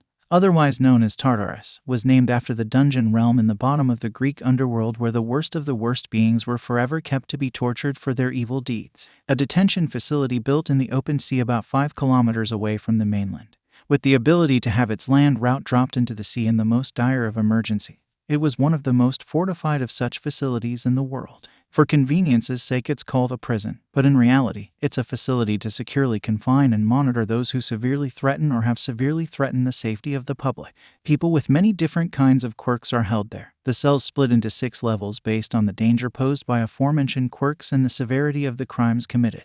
The more dangerous the person, the deeper underground they're held, and it's rumored that once you go in, you won't leave alive. Only the absolute worst of the worst with consecutive life sentences and no hope for parole were held there. That precedent was radically upended by Kenji Sato, who with his undocumented quirk was able to not only allow the SS rank supervillain All For One to be captured with massively minimized loss of life, but was able to leave with the very same body he had stolen. And it went without saying that with the unexpected seizure of the Trump-type quirk, seized by its fellow Trump-type quirk, that the monstrous expenditure of keeping these criminals contained to maintain the pretense of a just and moral society could be outsourced in a way never before implemented.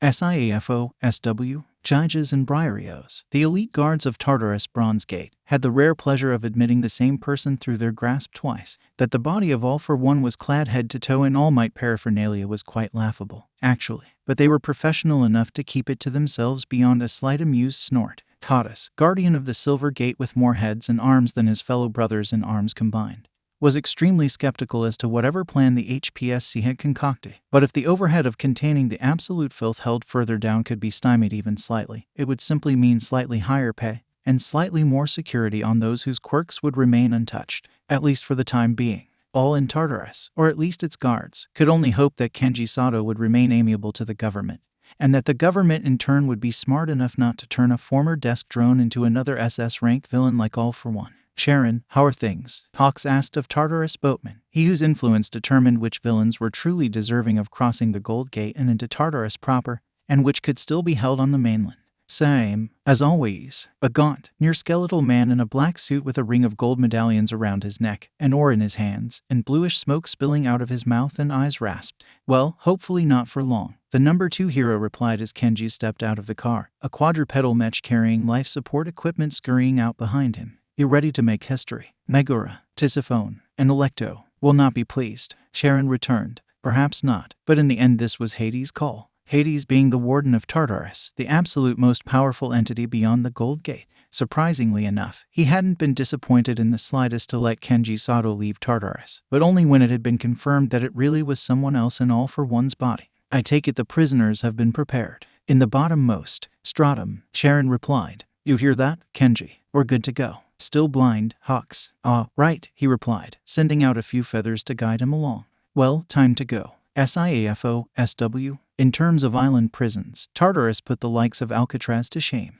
The above-ground stratum, housing the Gold Gate, otherwise known as the Point of No Return, was a veritable city in of itself. Like Island, those that worked Tartarus were rarely allowed to leave to maintain operational security. So in order to accommodate the staff who were on call at 24 divided by 7 divided by 365, it was necessary that all possible needs be met. Everything from lodging to entertainment was provided for, but it was far from an island paradise. While Yui and Shiksu and other similar hero schools used villain bots as part of their vetting process, in Tartarus, it was nothing but live rounds. If a villain were to step out of their cells, let alone any of the gates, they were to be killed on sight. No exceptions. Hearts and mind party be damned. Of course, Kenji was privy to none of this as he was guided through security, through the fortress city itself, and down into the bowels of Tartarus proper, guiding them down to the second lowest level, B9. Only one level above the top secret B10 where All For One himself would have been held, were the Three Furies, heroes who were specially trained to fight amidst the blast doors and steel-plated interiors of Tartarus itself. Rumor had it they were born in Tartarus, though whether it was from the guards or the prisoners, none could say. Some speculated the names Megara, Tisiphone, and Alecto were legacy titles held by successors, while more frighteningly, it was also speculated the 3 of them were the originals from more than a century ago, guarding the bowels of Tartarus since the very beginning.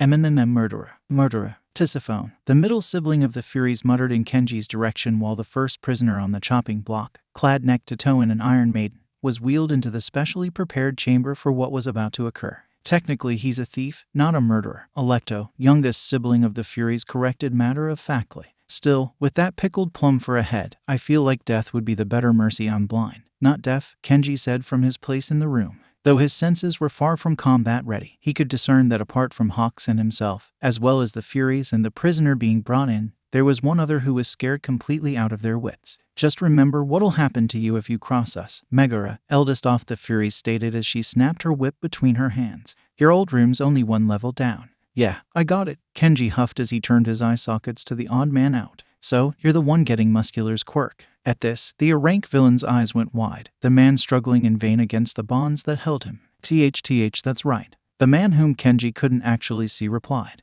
It was believed that the quirks of the dangerous criminals should be kept in-house, as it were, just as long as I get my money and my freebie, Kenji replied as he stepped forward, gesturing that the terrified man moving closer to Muscular, the two practically shoulder to shoulder so they were within arm's reach, his right hand going to the unnamed man's forehead.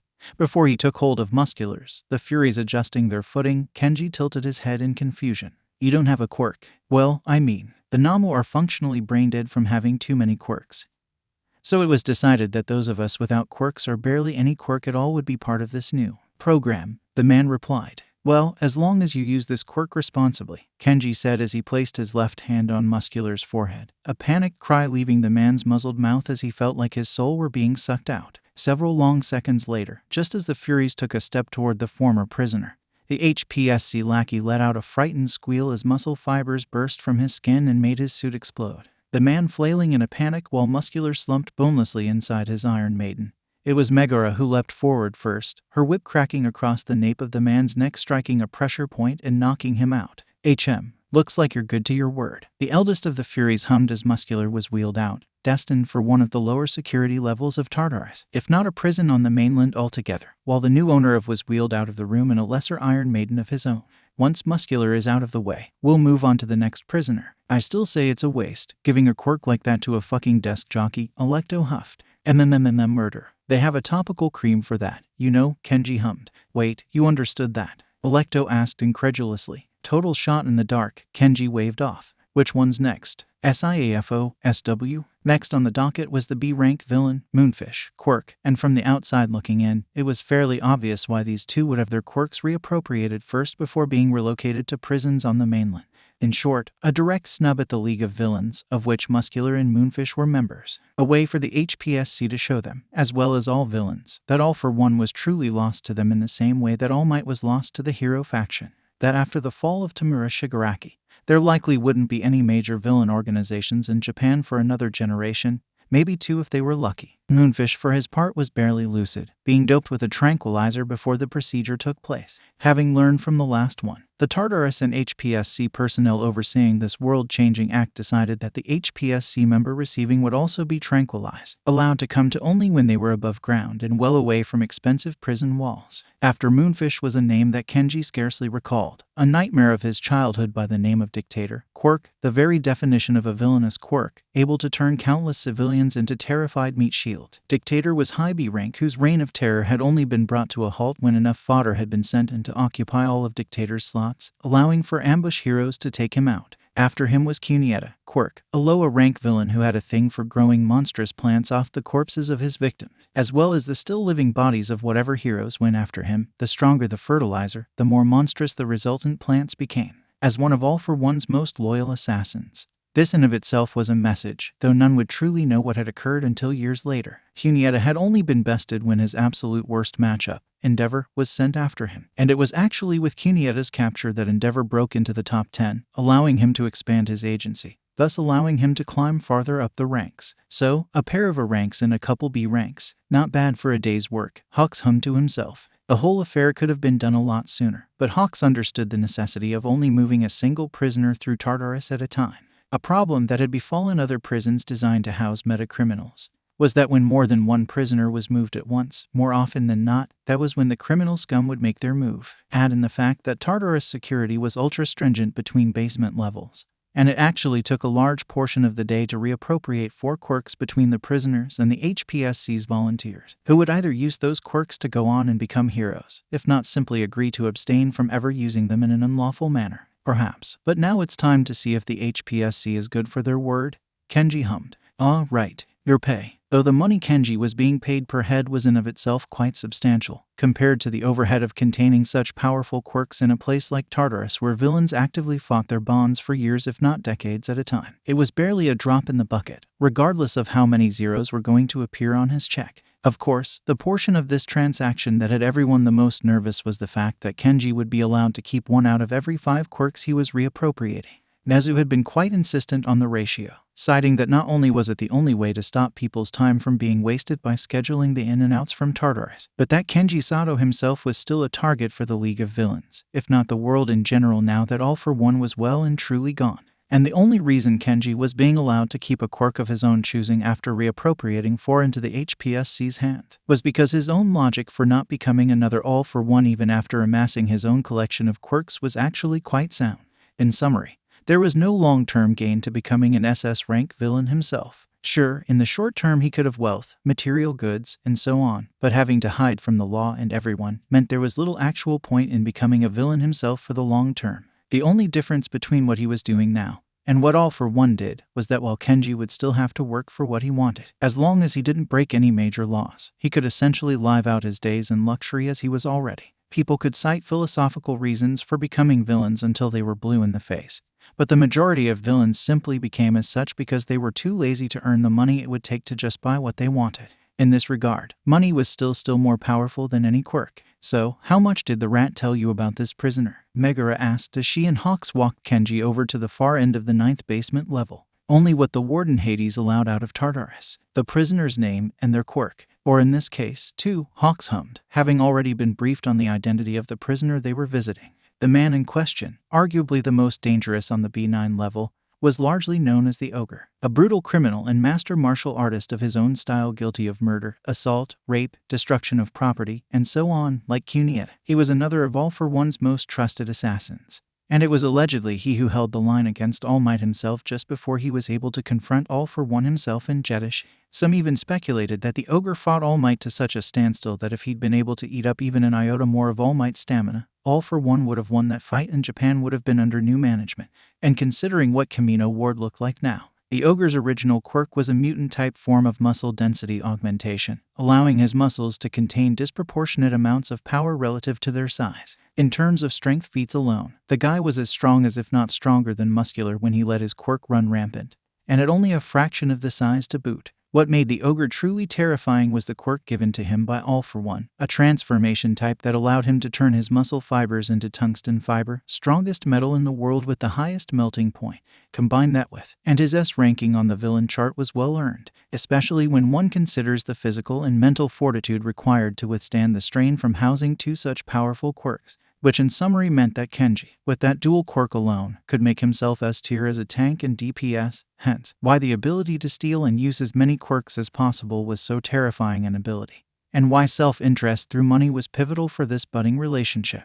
𝗧𝗏𝗍. The Ogre himself was rigged up to a full-body Iron Maiden, built into the wall of his cell, nothing exposed except for his eyes and a mesh slat for the mouth. Situated in the corners of the room were articulated turrets loaded with armor-piercing rounds, same as with the cell intended for 𝐿 on B10. Whether or not those could actually do anything in the event of a breakout had yet to be tested, and if all went to plan, it never would be. "You ain't 𝐿. No, I am not. You look ridiculous, so I'm told. I know why you're here. Do you, now? Only one reason. Indeed. Only one question, then. And what's that? You intend to do this the easy way, or the hard way?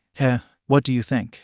𝗧𝗏𝗍. Short story made shorter, he cheated, against a villain of the Ogre's caliber, who had done so much to hurt so many people. There wasn't really any reason to play fair. The Ogre may have been resistant to tranquilizers, and an Iron Maiden of any lesser quality would have failed to even contain him with only someone of All Might's caliber able to contend with him at his fullest. But even a man of that much power and martial skill needed to breathe.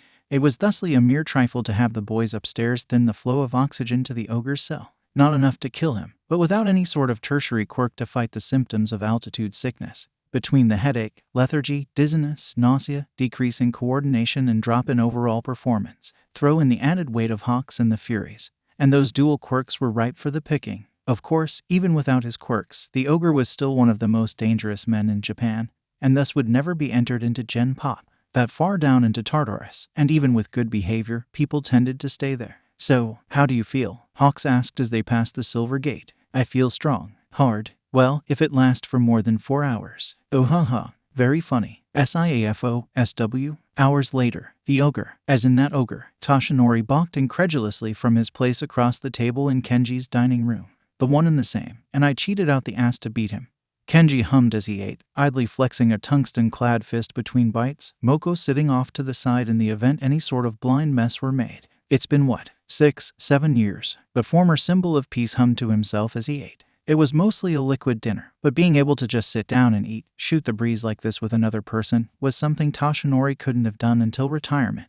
Well, not since his falling out with Mirai, and come to think of it, did this whole snafu append his, or was this part of that prediction too? Thoughts for another day. Oh, so you really did fight him? Yeah, and gosh, when I think back on how many punches of mine that guy ate. Well, if you want, I could give his quirks to you, assuming your body can handle the strain. You're joking, right? Toshinori asked incredulously as he wiped some blood from his chin. More like I'm trying to be polite. Kenji hummed as he ate. Without a sense of smell, let alone sight, half the joy of eating was just gone. But, with Nezu digging around for potential quirks to help remedy that, what you get up to today? Helping the kids figure out their super moves. License exams are coming up and, with me not here. You mean they'll stop giving licenses to anyone and everyone with a pulse? Well, when you frame it like that, take it from a guy that used to be bottom of the barrel. They gave anyone with a pulse a license. Hell, the next time some big fucking catastrophe happens, they'll probably mass desertions once being a pro hero stops being an easy job. Moko, for her part, could only shift uncomfortably. Even as she was nursing her wounds at Kamino Ward, she'd already heard dissenters asking why the heroes allowed Kamino to get flattened.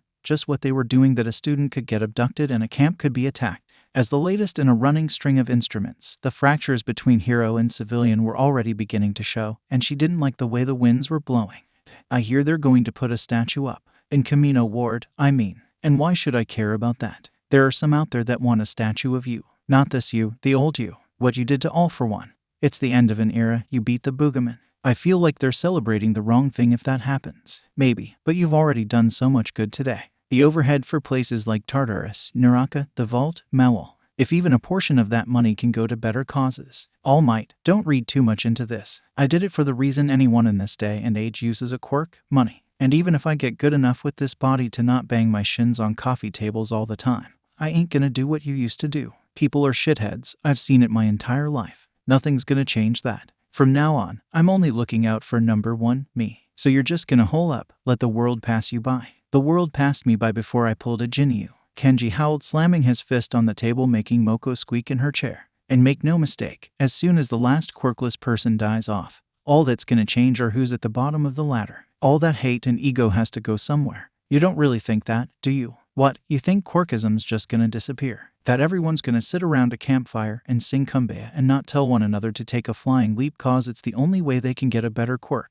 Kenji scoffed. Faye, as if anything, people will just be worse to one another. My disenfranchised ass is all the proof I need to know I'm right and you're wrong. And way I see it, I figure I can scoop out a nice little niche for myself now that I have this power. All for One, guy had an ego the size of Norway. Demon King this and Demon King that, how'd you know about that? All Might shuddered, thinking back to his fight in Jeddah City, the dialogue they exchanged as they fought. After I beat the ogre, no one else was there for our fight. This guy was there too, remember? Kenji scoffed, jabbing a finger at his chest. Memories are chemical bonds inside the brain.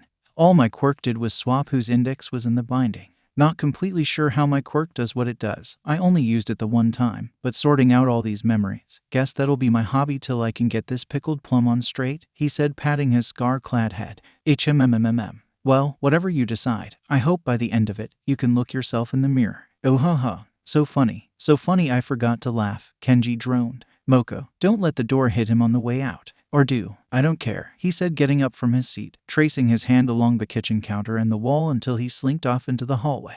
I'm sorry you had to see all that, Toshinori hummed awkwardly as the young woman walked him out. No, it's fine. I'm part of the problem anyway, she returned.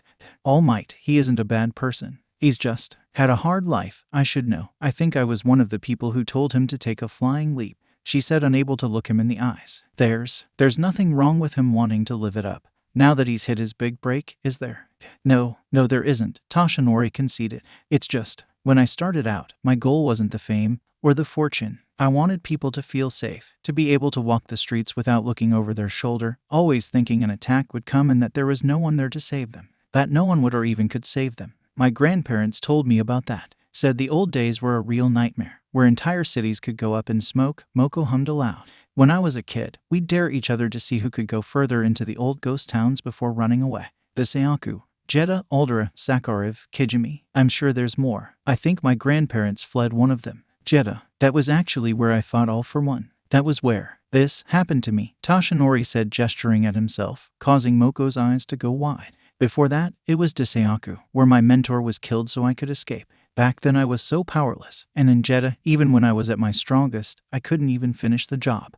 If Kenji hadn't stepped in, could you have beaten him? 𝗵𝗲 asked after a long moment. I don't know. I just don't know, 𝗧𝗨𝗪 said as he walked away. The power of money truly is frightening.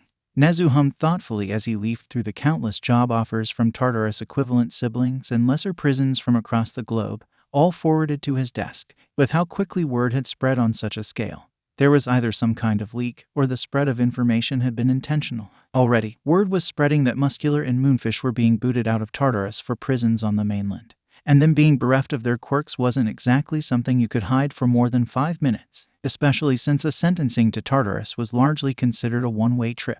Part of the issue that 𝗂𝗧 saw, however, was the pricing. Conversion rate between yen to yuan, euros, and dollars notwithstanding, many of the offers were severely underpricing for Kenji's services. Some expected travel fees to be paid out of pocket instead of including it with the offer. And of course, many were reluctant to let him leave with whatever quirk he fancied for his own collection after the 1-for-4 he arranged with the Japanese HPSC. Biggest issue, of course, was that the whole thing screamed trap. The former People's Republic of China, now known as the Federation of Chinese Nations after their super-functionary programs massively backfired and the China on the maps looked like stained glass, was just one example of quirk users being held against their will. North Korea predictably imploded once quirk users began to slip the net and helped overthrow the country from the inside. And even in the modern day, criminal cartels made use of forced metal labor, either as combat assets or for materials production. Momo Yaoyorozu, for example, would be the golden goose, as it were. And if she were to ever venture overseas, she might need an entourage if she wanted to make it back to Japan in one piece. Even when Japan had an era of peace, human trafficking to and from the country still existed. And when one considered how All Might had ultimately failed to put All for One down as he'd intended 6 years ago. Honestly, why no one thought the multi-quirked biological suicide bombers that targeted the Tokyo Sky Egg had anything to do with All for One had been a massive oversight the rat principal couldn't understand. He had assumed that the others would figure it out and he wouldn't need to say something, but that, in of itself, lent credence to Kenji's and his own theories regarding the complete cessation of critical thinking skills after the manifestation of quirks in early prepubescence. Doubly so because All Might's presence as the sole guiding pillar of their society had inevitably made heroes complacent, lazy, even more focused on watching world problems play out instead of trying to solve them. Already, Japan's current stock of heroes were proving incapable of maintaining the peace that All Might had fought and bled entrails all over the street for. News stations were attempting to hide it, to fudge the numbers with slight pressuring from the HPSC, but it was impossible to conceal the fact that crime rates were rising. In a few more days, the crime rate would eclipse the double-digit threshold, something that hadn't happened in Japan in decades. I can't read the papers, even with all these quirks, but I can still hear the shuffling. It's a winning business model, to be sure. 𝗂𝗧 hummed as Kenji sipped tea on his couch, his minder standing awkwardly off to the side. Well, until I have the power of 2 human eyes again, I severely doubt I'll travel overseas. Even going back down into Tartarus was really pushing my comfort zone,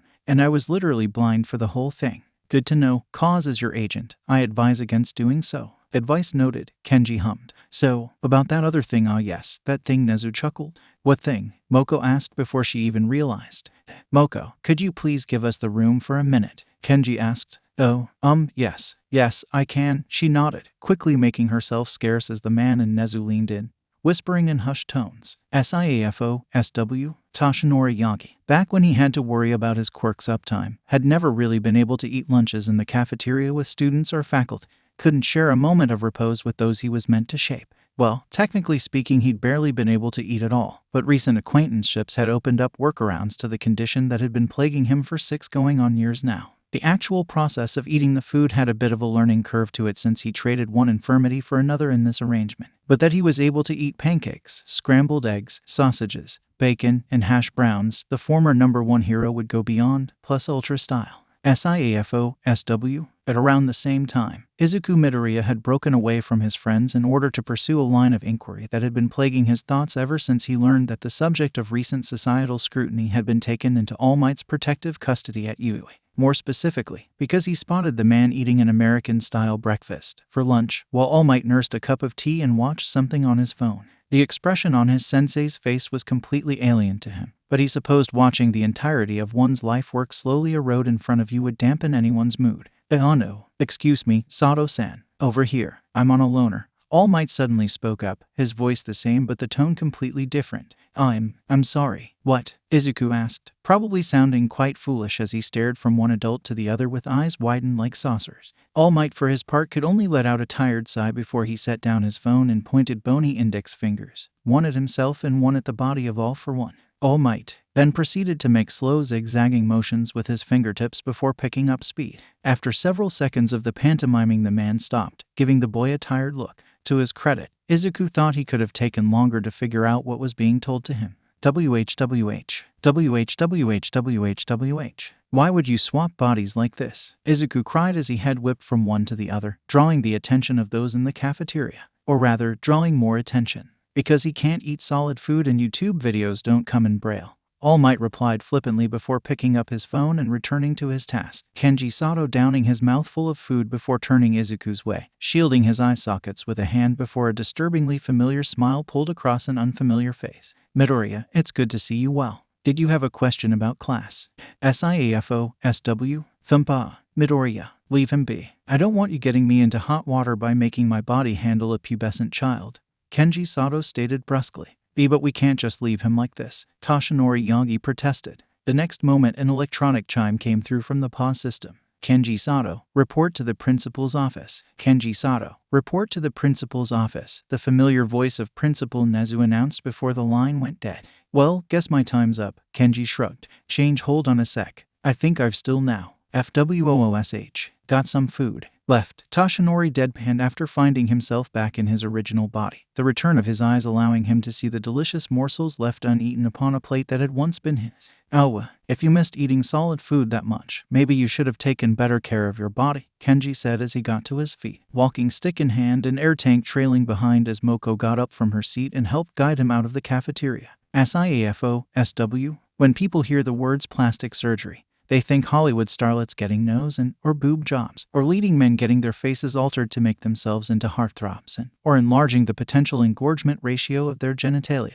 In terms of popularity for recreational use, cosmetic alteration didn't become popular until the 1970s and 82nds. In actuality, however, the earliest recorded use of plastic surgery was mentioned in a 1600 BC Egyptian medical text in regards to a broken nose. Romans used cosmetic surgery, albeit through simple techniques, to repair damaged ears as far back as the 1st century BC, though for religious purposes, they didn't dissect either humans or animals. Human history in of itself was filled with cosmetic surgery, body alterations taking place all over the world for all sorts of reasons, elongating necks, widening earlobes, shrinking feet, the list went on. Back before quirks began to manifest, South Korea was the country with the highest percentage of plastic surgeries in the world, followed by Greece and Italy, the United States falling below the 5th rank. Rhinoplasty, liposuction, and blepharoplasty were the most popular types people would shell out their life savings for. When quirks began to manifest, at first it was only emitter types like the luminescent baby in King City, China.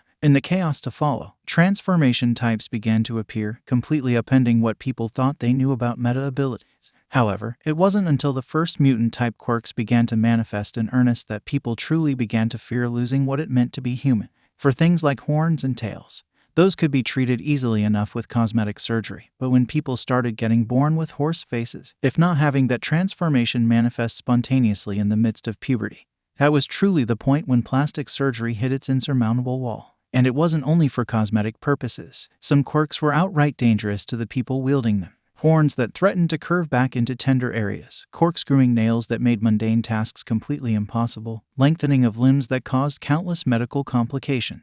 And then there were the countless cases of those that had been mutilated by villain attacks. And why is all this information pertinent? You might be asking. Because Kenji Sato, with his meta-knowledge about how things in worlds like this one probably work, he was able to help 𝗍𝗂 pin down the sort of person that had the quirk he needed to fix up his face with almost frightening accuracy. And just what sort of person did Kenji single out? Why, a plastic surgeon. Of course, it almost boggles the mind how spot on you can be about these things. 𝗍𝗂 hummed as he and his client stood in 𝐒𝐲𝐽's loading dock. I'm not particularly smart. It's just that people in this world get kind of predictable after a while. Indeed, 𝗍𝗂 nodded. Something he and Kenji had discussed at length was the growing tendency of prepubescents to base the entirety of their identity around their quirks, something which caused their personality to only grow further caustic all the way into their adolescence. Not only did those with powerful, flashy quirks like top heroes become seduced by their power and the praise they receive just by merit of existing, but those whose quirks gave them a predisposition towards niche societal roles almost invariably became entrenched in what their meta abilities allowed them to excel in. Of course, just because some people with flashy quirks became heroes didn't always mean they should become heroes, and in the case of those that didn't make the cut, either before or after graduation, hero course dropouts often became so entrenched in the feeling of superiority that using their quirk gave them, they almost inevitably turned to villainy to get their fix, which was exactly why 𝗍𝗂, with Kenji's prompting, was able to make arrangements so rapidly. Arrangements that All For One, as entrenched in the modern-day power fantasy as he was, had sorely overlooked all these years. "They're here," Recovery Girl hummed, Tashinori at her side as they watched a patrol car pull up alongside. Stepping out from the shotgun seat was a middle-aged Asian man in sandals, khaki shorts, and a Hawaiian shirt. Not that Kenji had any eyes to see the man with. Ethnically, the man was Korean, formerly an American national, and was attempting to vanish into one country or another's wilderness with his life savings when 𝗍𝗂 reached out to him with a solution that would benefit all parties involved. "So, this the man who beat All For One, huh?" The plastic surgeon hummed in a very thick accent, his Japanese somewhat passable. "His clothes make me want to gouge my eyes out." "Do that on your own time if you have to," Kenji huffed out. "You got the goods, do you?" the man asked, Kenji withdrawing a small handful of coins from his pocket before making them orbit above his palm like planets, courtesy of an average quirk. "Okay, so you do. How do I know that you do?" Fine, I can give a free sample too," the man replied as he stepped forward, Recovery Girl's hackles rising at the man's presence as he rubbed his hands together before massaging the middle of Kenji's face and upper lip. To 𝗍𝗂 and even Chiyo's amazement, the scar tissue on the face of All For One was wiped clean like mud from glass, allowing the man's own to regrow his nose, one that Kenji poked and prodded at experimentally for a few seconds before taking a very deep breath after spending weeks doing without. "I smell hair product," he said, half amazed, half confused. "Veterinary shampoo give my coat a lovely sheen," 𝗍𝗂 chuckled.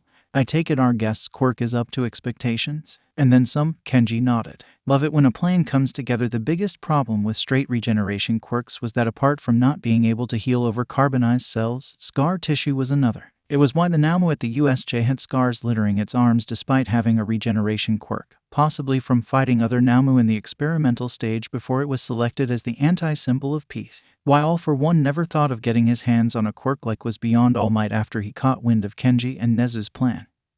But Kenji just repeated a point he'd made earlier. It's because All For One was a complete idiot. Tashinori wasn't sure what to think of the man after Kenji crapped out a plan in 5 minutes that happened to work out so well, at least from what the demo displayed. "So then we have deal. You swap quirks, I get money and new identity, vanish into countryside."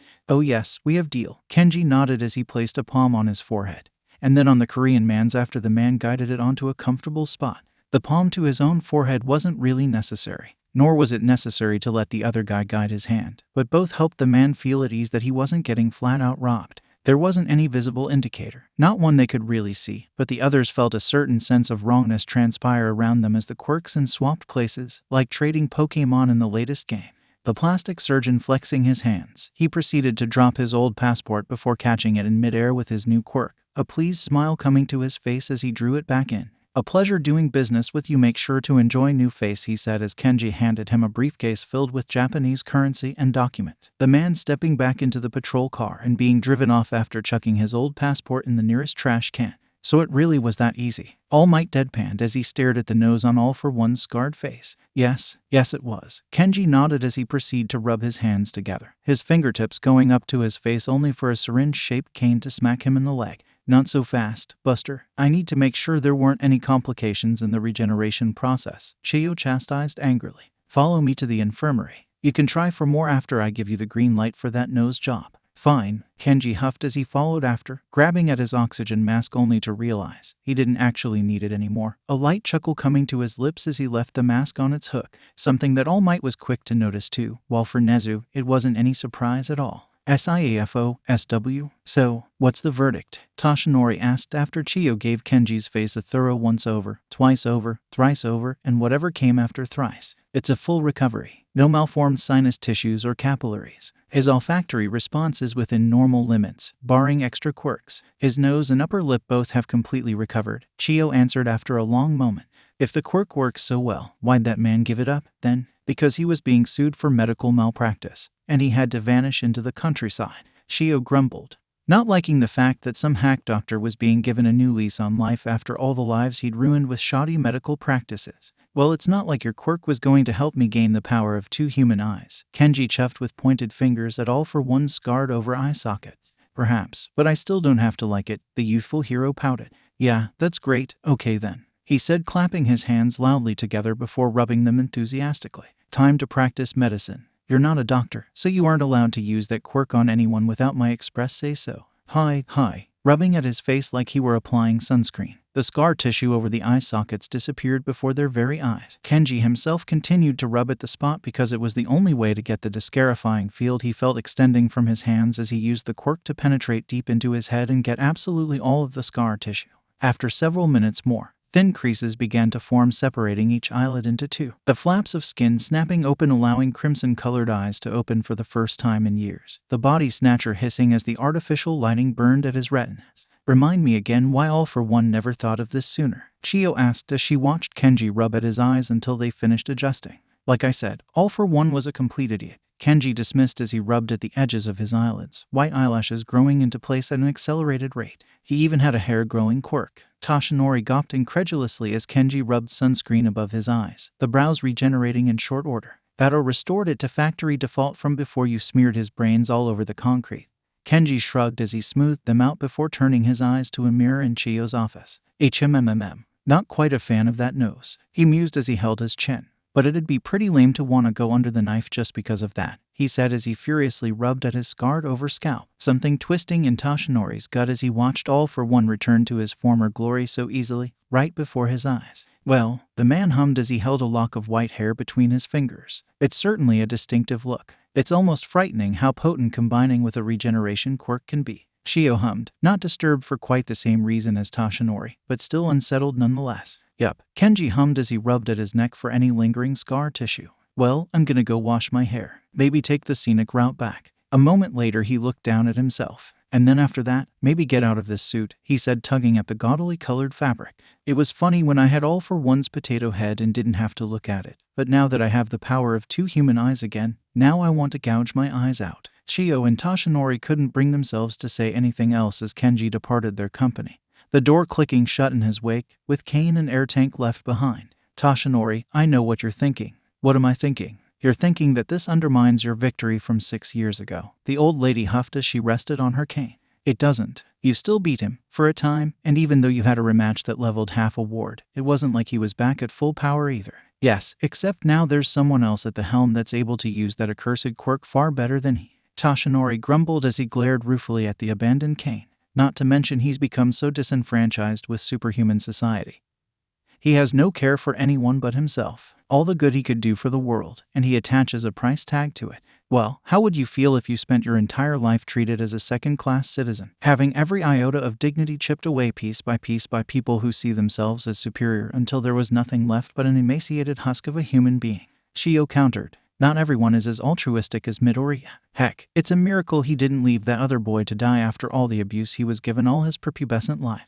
Yeah, but still, Toshinori grumbled, stalling for a counterpoint that had never come. Just leave Kenji to his own devices. There's absolutely nothing wrong with looking out for one's own self-interest as long as it doesn't hurt others, Chiyo chastised before lightly poking at his scarred-over abdomen. You know, as I recall, you did get a stomach transplant once upon a time, but you refused to sit back long enough for it to set in, so you wound up blowing it out like an O-ring, hence that patch job you're dealing with now. The former #1 hero clutched at the remains of his stomach, grumbling under his breath. He was sure that if Kenji ever recovered any of All for One's memories pertaining to that and did the mental gymnastics needed, He'd have some scathing remarks about toxic amounts of altruism and some such. 𝐒𝐭𝐚𝐲 𝐔𝐻𝐵. Why your face? Moko gasped, torn between the impulse to retreat from the face of the man that had done so much to hurt so many, and the impulse to draw nearer because of how handsome he looked. Well, technically his face, but I get your meaning. The now discarded man chuckled as he rubbed the back of his head, white locks shuffling even as his eyes squinted in the light.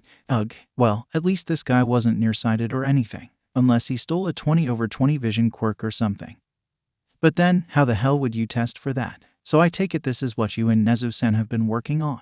Moko asked, eyes tilted down lest he find out who she was. It was easy to hide from his scrutiny because he had been literally blind. But she had thought she had more time to work with, to come up with an apology that it actually means something and not sound like desperate platitudes. Yes, and that it worked out so well only reaffirms the belief I have that All for One was a complete idiot. Kenji waved off as he drank in the UA grounds for the first time, a few of the students whispering and pointing but otherwise refusing to approach. Then again, only stupid people turn to crime for a paycheck. What do you mean? Moko blinked. Only the obvious. Sure, you've got money in the short term if you steal it instead of work for it, but you can't really spend it, and you'll always be looking over your shoulder. And at the end of the day, what kind of life is that? I mean, when you put it that way, Moko admitted. It's why the life of a villain seems so attractive at a glance. You can get a month's earnings with one heist, but they don't exactly advertise the utter shitstorm that comes after. Everyone thinks they're smarter than the IRS, but they aren't. Hell, even All for One reported his yearly earnings in one form or another. After Al Capone got done in for tax evasion, most everyone started catching wise. But that's just the thing about superhuman society. Everyone's forgotten their history. No one remembers there was a time before meta abilities. That there was ever a time when you could be a hero without wearing tacky cosplay and making a complete jackass of yourself.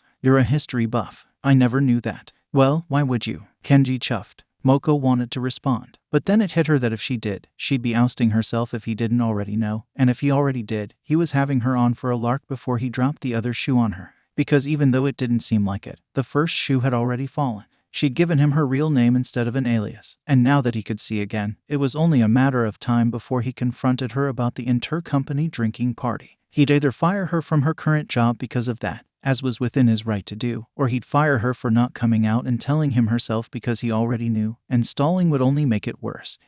Guess it really never dawned on me that I was a homeowner until just now, Kenji hummed as they arrived at his residence, the man drinking it all in with literally new eyes. As the man gave his residence a walk around, Moko remembered something her mother had once said to her. If you don't have anything nice to say, don't say it at all. Of course, since her parents were hardline quirk supremacists.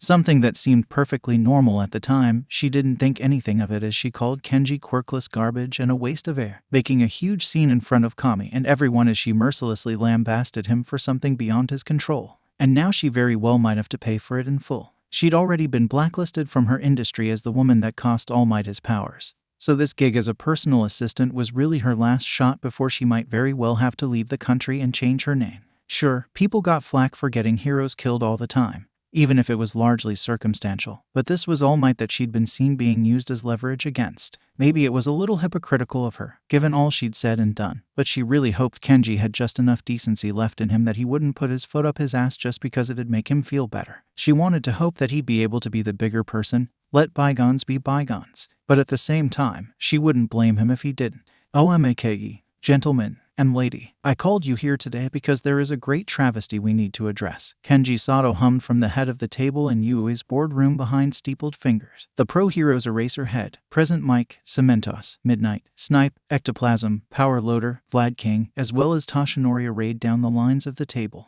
How exactly did you get us to agree to come here? Eraserhead groaned tiredly. Pop. Because he had me. Nezu beamed excitedly as he popped out the collar of Kenji's All Might-styled hoodie. Well, at least it's not me. Aizawa hummed as he rolled his neck. So what's so important y'all called in the teachers? Snipe inquired as Kenji fought to get Nezu out of his hoodie through the collar. Well, mind you, if this only happened 1 or 2 times, I wouldn't have raised a fuss about it, the former C said as he finally got the principal free. However, that it happened 3 times is what had me so worried. It must be serious if you're coming to us for help.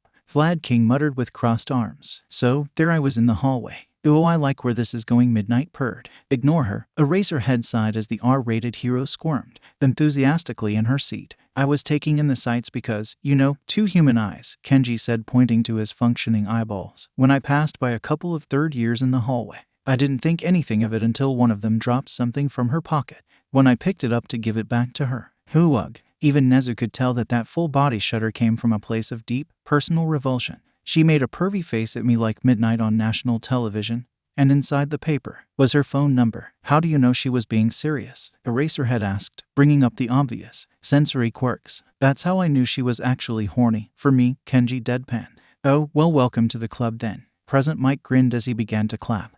The other teachers following suit. Are you having me on for a lark? Kenji gawped incredulously. No, they're all just mental, Eraserhead huffed gruffly. Welcome to the club, Mr. Sato. Midnight beamed with way too much enthusiasm. What club? I'm not even a member of the faculty. You're a living deterrent to the League of Villains, so that's good enough, Nezu chirped. Why, I remember my first propositioning from an underaged listener, Present Mike hummed nostalgically. I mean, obviously I said no, but you can't say you've made it to the big time until you've had adoring fans make a pass at you. Isn't that right, All Might? I'd rather not think about it, Toshinori hummed, remembering the time the material on the bottom of his costume actually got torn from all the pinches. Is there something in the water here? Do I need to start buying my own? No, humans are just quite horny, Nezu chirped amusedly. You wouldn't believe the depravities people have tried to extend toward me. Well, as long as all for one's tastes weren't too diverse, I don't think I'll have to worry about those people. Out of a professional curiosity, was she cute? Midnight grinned. Is everyone at this school mental? Kenji deadpanned. You have to be a little mental if you want to make it in our industry, Power Loader hummed. Don't lay hands on any of my students and you'll be fine, Vlad King hummed. I ain't gonna lay hands on any students, even if the age of consent in this country is 16.